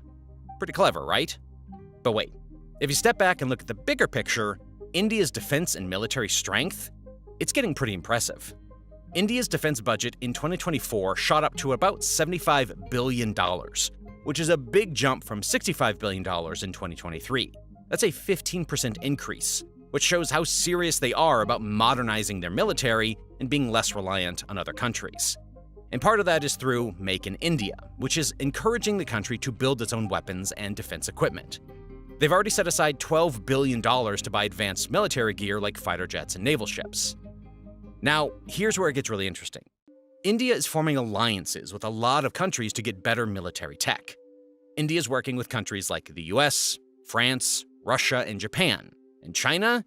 Yeah, they're definitely not a fan of this. For example, India recently made a deal with the US to buy 30 MQ-9 drones worth about $3.9 billion, which will help India keep an eye on things from the sky. Then there's the deal with France, where India already got 36 Rafale jets, some of the best jets around. And they're talking to France about 26 more Rafale marine jets for the Navy. And for the Navy, they've signed deals with France for submarines. On top of all that, India's been doing joint military exercises with Japan and Australia as part of the Quad. This is really important because it helps India's military work better with these countries and ensures that India's a strong player in regional security, especially around the Indian Ocean. In fact, it's not just restricted to Quad. India is getting more involved in international forums like the Shanghai Cooperation Organization, or the SCO, and the ASEAN Regional Forum. In 2023, India participated in 15 major multilateral exercises, proving it's a serious player in regional stability. All of this is helping India balance out China's assertiveness in the Indo-Pacific. And more countries are looking to team up with India for defense collaboration. Now, India has some big goals for the next few years. By 2025, India wants to be in the top 3 military powers worldwide. On top of that, India is hoping to increase its defense exports, targeting around $5 billion by 2025. And of these countries India exported weapons to, it's none other than the Philippines.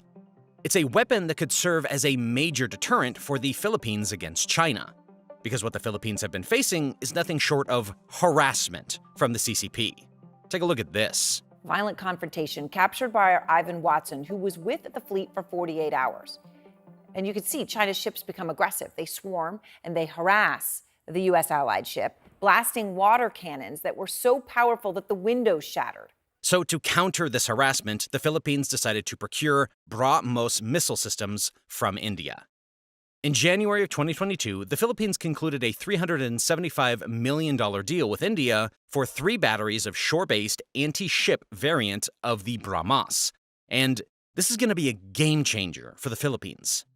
Now, if you haven't heard of the BrahMos missiles, it's a joint project between India and Russia, and it's one of the most advanced missile systems in the world.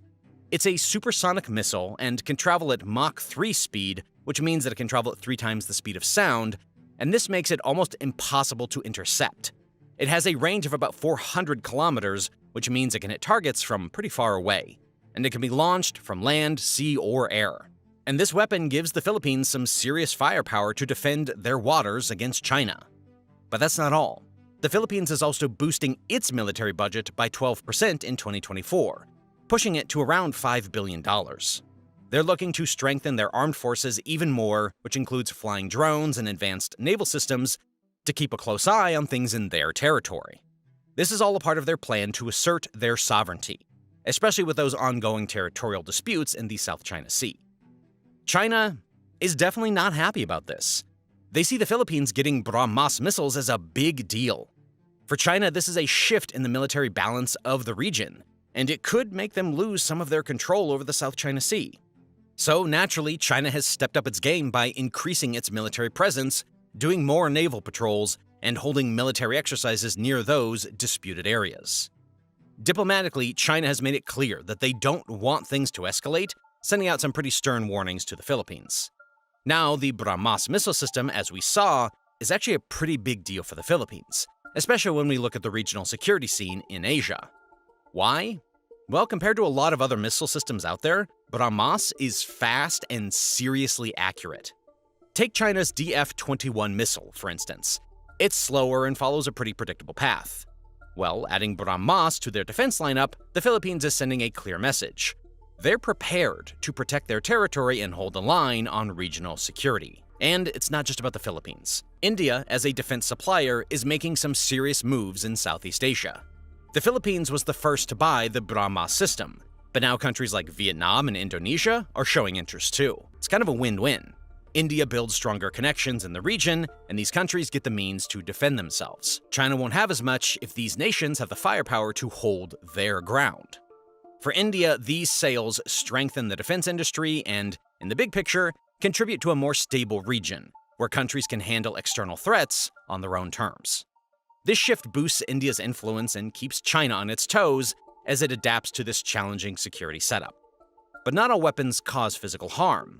Some go beyond just physical damage. They might do emotional damage. Now, power isn't just about missiles and physical defense. Sometimes it's about economic moves that influence the region just as much, if not more. Indian companies, for example, are starting to build ports in areas where China has territorial disputes, like the South China Sea. One major player here is the Adani Group. So in 2024, the Adani Group, one of India's biggest conglomerates, is going all in on expanding its port projects in Southeast Asia, with plans to build in countries like Vietnam and the Philippines. They're not just building any ports, we're talking about deep-sea ports designed for large cargo ships, which would give these countries a big boost in logistics and make shipping smoother. It's not hard to see how this would help trade flow better between India and Southeast Asia, right? But here's the big question. How do these ports counter China's influence? Well, don't underestimate the impact here. These port developments are actually pretty strategic. They're about giving Southeast Asian countries some independence from China's strong grip in the South China Sea. This region is critical for global trade, with approximately $3 trillion passing through it annually. By investing in port infrastructure in Vietnam and the Philippines, India seeks to provide alternative trade routes, reducing reliance on Chinese-controlled ports. This move not only strengthens India's position, but also reassures neighboring countries concerned about China's assertiveness. Economically, this Adani port expansion isn't just a regional power move. It's also set to give India's own economy a lift. With more trade flowing through these new ports, India could see its trade with Southeast Asia go up by about 20% over the next 5 years. So, with better port infrastructure, India is gaining more influence in these waters. In fact, according to the Indian Navy, operations in the South China Sea are expected to increase by 30% by 2025, which would serve as a deterrent against potential aggressive actions from China. And of course, anytime you start expanding in these waters, it's bound to get some reactions from China. So they're likely to respond by stepping up their activities as well. Now, let's look at some of the port projects in action. First, we have the deep-sea port in Vietnam. This port is built to handle huge ships, which means a big boost for logistics in the region. But it's not just about shipping. This port offers an alternative to China's ports in the South China Sea. It gives other countries in the area more choice, so they don't have to rely on China's ports for everything. Next is the Bhutan port in the Philippines. This project is all about trade and security. By investing here, India is helping to build stronger ties with the Philippines, making both countries a bit more secure in the region where things can get kind of tense. And looking a little further ahead, there's a potential port project in Myanmar. This one could give India direct access to the Bay of Bengal, helping to connect it more easily with the Indian Ocean. Also, India has already made a pretty strategic move in Sri Lanka, where the Adani Group holds a majority share in the West Container Terminal of the Port of Colombo. So this move balances things out a bit. All of these ports aren't just improving trade routes. They're giving India a way to be less dependent on Chinese ports in some really important areas. Sounds great for India, right? But here's the thing. There's this classic saying from Sun Tzu, a famous military strategist. There's no greater danger than underestimating your opponent. And China? Well, they've been making their own moves for years now. Today, China's strategy to build influence around India is known as the String of Pearls. So what's the String of Pearls all about? Well, the Indian Ocean, with key ports and bases, each one carefully chosen by China to secure its interests. It's basically a network that lets China control trade routes and project power in the area. For instance, there's Gwadar in Pakistan. This port is right by the Persian Gulf, giving China access to key shipping lanes. It's a part of the China-Pakistan Economic Corridor, or CPEC, a huge project with roads and railways linking Gwadar to China's own borders. A recent report says Gwadar is about to ramp up trade and give China's navy a solid foothold in the area. Then you must have also heard of the Hambantota port in Sri Lanka. When Sri Lanka couldn't pay back its loans to China, China secured a 99-year lease on this port. That was a big deal because China now has serious control in the Indian Ocean. And in Djibouti, China has established a fully operational military base, giving it a strategic position over one of the world's most critical checkpoints, the Bab el-Mandeb Strait, through which over 4 million barrels of oil pass daily. But it doesn't stop there. China's influence extends from Hainan Island in the South China Sea all the way through the Strait of Malacca. It built ports in places like Bangladesh, some spots in Myanmar, in Thailand, and in Cambodia. China even spread its reach across the Indian Ocean to places like the Maldives, Gwadar in Pakistan, and some strategic islands around the Arabian Sea and the Persian Gulf. So this string of pearls is China's way of making sure it has control over key areas across the Indian Ocean. It's a big plan that gives China more power in the region and puts pressure on India to stay on its toes. But despite knowing the dangers, why are countries still collaborating with China? You might have heard of something called debt trap diplomacy. Basically, it's when a country, especially like China in this case, lends out tons of money to smaller, economically struggling countries. And when those countries can't pay it back, well, China ends up taking control of key stuff like ports and infrastructure. It's a pretty sneaky move, and it's got countries like India on edge, because China's moves aren't always just about lending, they're about building influence, which can change the whole balance of power in the region. So the next question is, what is India doing to counter this huge threat from China? Actually, India saw this coming and came up with its own strategy to push back.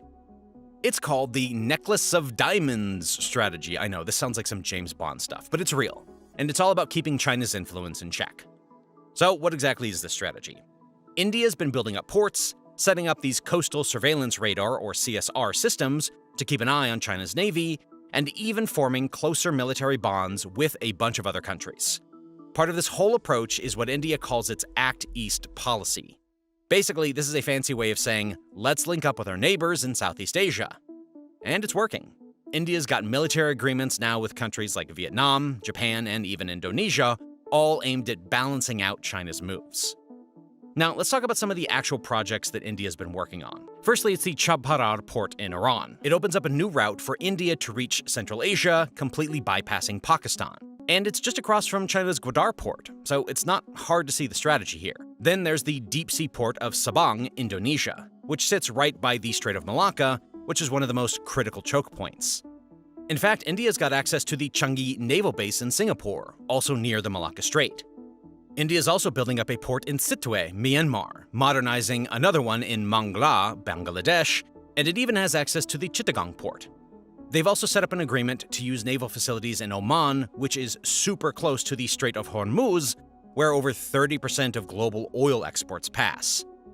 So if you notice the positioning of these ports, They are actually located in some of the most critical locations in the world. To counter China further in the Indian Ocean region, India, along with the big players from the Quad alliance like Japan, Australia, and the US, regularly conduct joint military exercises in the Indian Ocean region, all to show a unified front to keep China's influence in check. Another big part of the Indian plan is the coastal radar networks. India signed a big deal to put up 20 CSR systems along the Bangladeshi coast. It's a pretty smart move, because it lets India monitor Chinese warships that keep coming around the Bay of Bengal. In the Maldives, India's got 10 of these radars, with more on the way. In Sri Lanka, India's set up 6 radar systems, and they're planning to add 10 more. Mauritius has 8, and there's even one in the Seychelles, with a plan to add 32 more around the islands. Plus, India is strengthening its own naval bases. Visakhapatnam, on the eastern coast, for example, is getting a $1 billion upgrade. They're adding better surveillance, logistics, and ways to quickly deploy forces if things heat up. And then there's the Andaman and Nicobar Islands, which India is turning into major monitoring hubs for sea traffic, with more money going to defense and connectivity. But while most of us only see the big countries like the US, Japan, and India as the powers countering China, we often overlook the regional powers that actually wish to counter China, but they just want backing of a major country. And India identified this pretty well. So India started building relationships with countries in the region. Take Vietnam, for example. They've got a strong partnership with India, doing joint naval exercises and sharing intelligence to keep an eye on the South China Sea. In 2024, they officially tightened this cooperation, making it clear they're concerned about China too. India's been working with Indonesia and Malaysia as well, focusing on things like anti-piracy operations. Just last year, India and Indonesia signed a defense deal to set up their Navy collaboration. Economically, India is also making some big moves. In 2024, they promised over $1 billion for development projects in places like Myanmar and Bangladesh. The idea here is to improve connections and trade routes in these countries, giving them better options besides China. And then there's the Navy. India's been quietly building up its naval strength as a counterweight to China. China might have more ships, but they're cautious about India's growing capabilities. A recent article from China's own Global Times even said that India should use its second nuclear missile submarine responsibly. Now, why would China feel the need to say something like that? It's clear they're paying attention to what India is doing, especially with these new submarines that give India some serious firepower. This grainy, distant image taken from Visakhapatnam's Ramakrishna Beach is the only public image of INS Arighat. With no cameras or media present, INS Arighat was quietly commissioned into service at Visakhapatnam, India's submarine capital, on Thursday. India's Navy just took a big step forward by bringing in its second nuclear-powered submarine, the INS Arighat. This is a pretty serious piece of tech. It's stealthy, can stay underwater for ages without needing to come up, and has some solid firepower. We're talking nuclear missiles, including some ballistic missiles that can hit targets up to 3,500 kilometers away.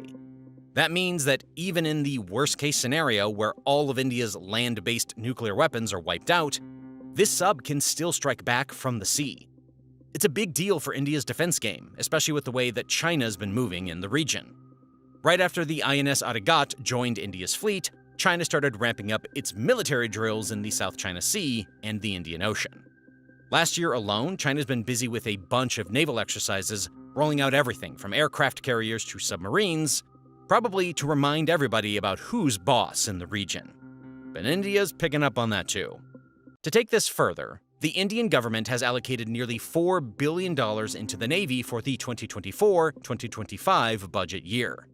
They're focusing on submarines, new aircraft carriers, and even upgrading existing ships. By 2030, India's goal is to have around 24 submarines and 3 aircraft carriers on ready-to-go mode. That's a serious boost from where things are now, and would put India in a much stronger spot in the Indian Ocean region. Now, this doesn't mean India has got everything to counter China. In fact, you will be shocked to know that China is far ahead in terms of numbers. China's already ahead, with over 60 submarines and 3 aircraft carriers, compared to India's 2 carriers and 16 submarines.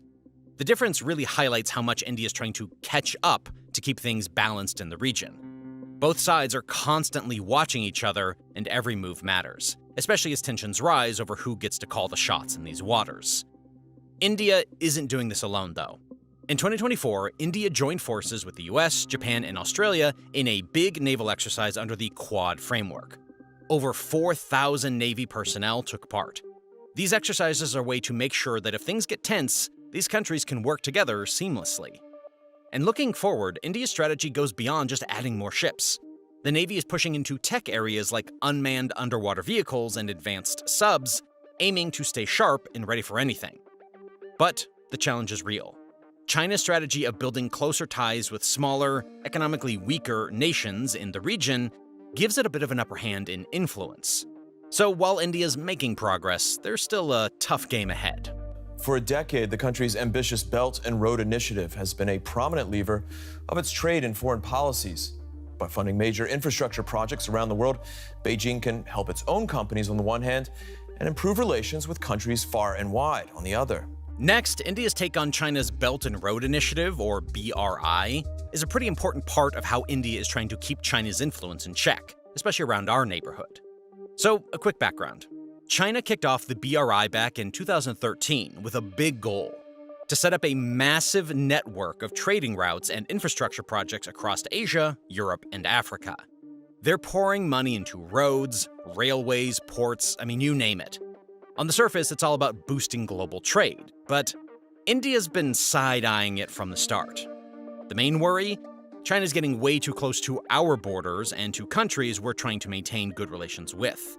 And let's be real, this has serious implications for India's security and its influence in the region. One big part of the BRI is the China-Pakistan Economic Corridor, or CPEC. Now, this project runs through parts of Jammu and Kashmir that Pakistan controls but India claims.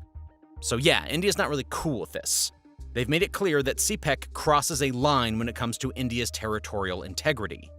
In fact, the Minister of External Affairs talked about this just last year, saying India's issues with the BRI are not just about borders. They're also about the risk of smaller countries falling into what's called debt trap diplomacy. Basically, they borrow from China, can't pay it back, and then they end up relying on China long term, like we talked about earlier. But India's not just sitting back. It's been working with Japan on what's called the Asia-Africa Growth Corridor, or AAGC. This project is aimed at building up infrastructure and supporting economic growth in Africa. Think of it as an alternative to the BRI, with a plan to invest over $10 billion in the coming years. India is also using this anti-BRI stance to build stronger partnerships with countries that share the same concerns about China. Through the Quad, which includes Japan, Australia, and the US, India's pushing for a free and open Indo-Pacific. And this cooperation is getting serious. In 2024, joint military exercises among the Quad nations jumped by 30%, showing that these countries are really stepping up to secure their interests in the region. From an economic angle, India's rejecting BRI for a reason: to show that it can attract investment without the baggage of debt traps.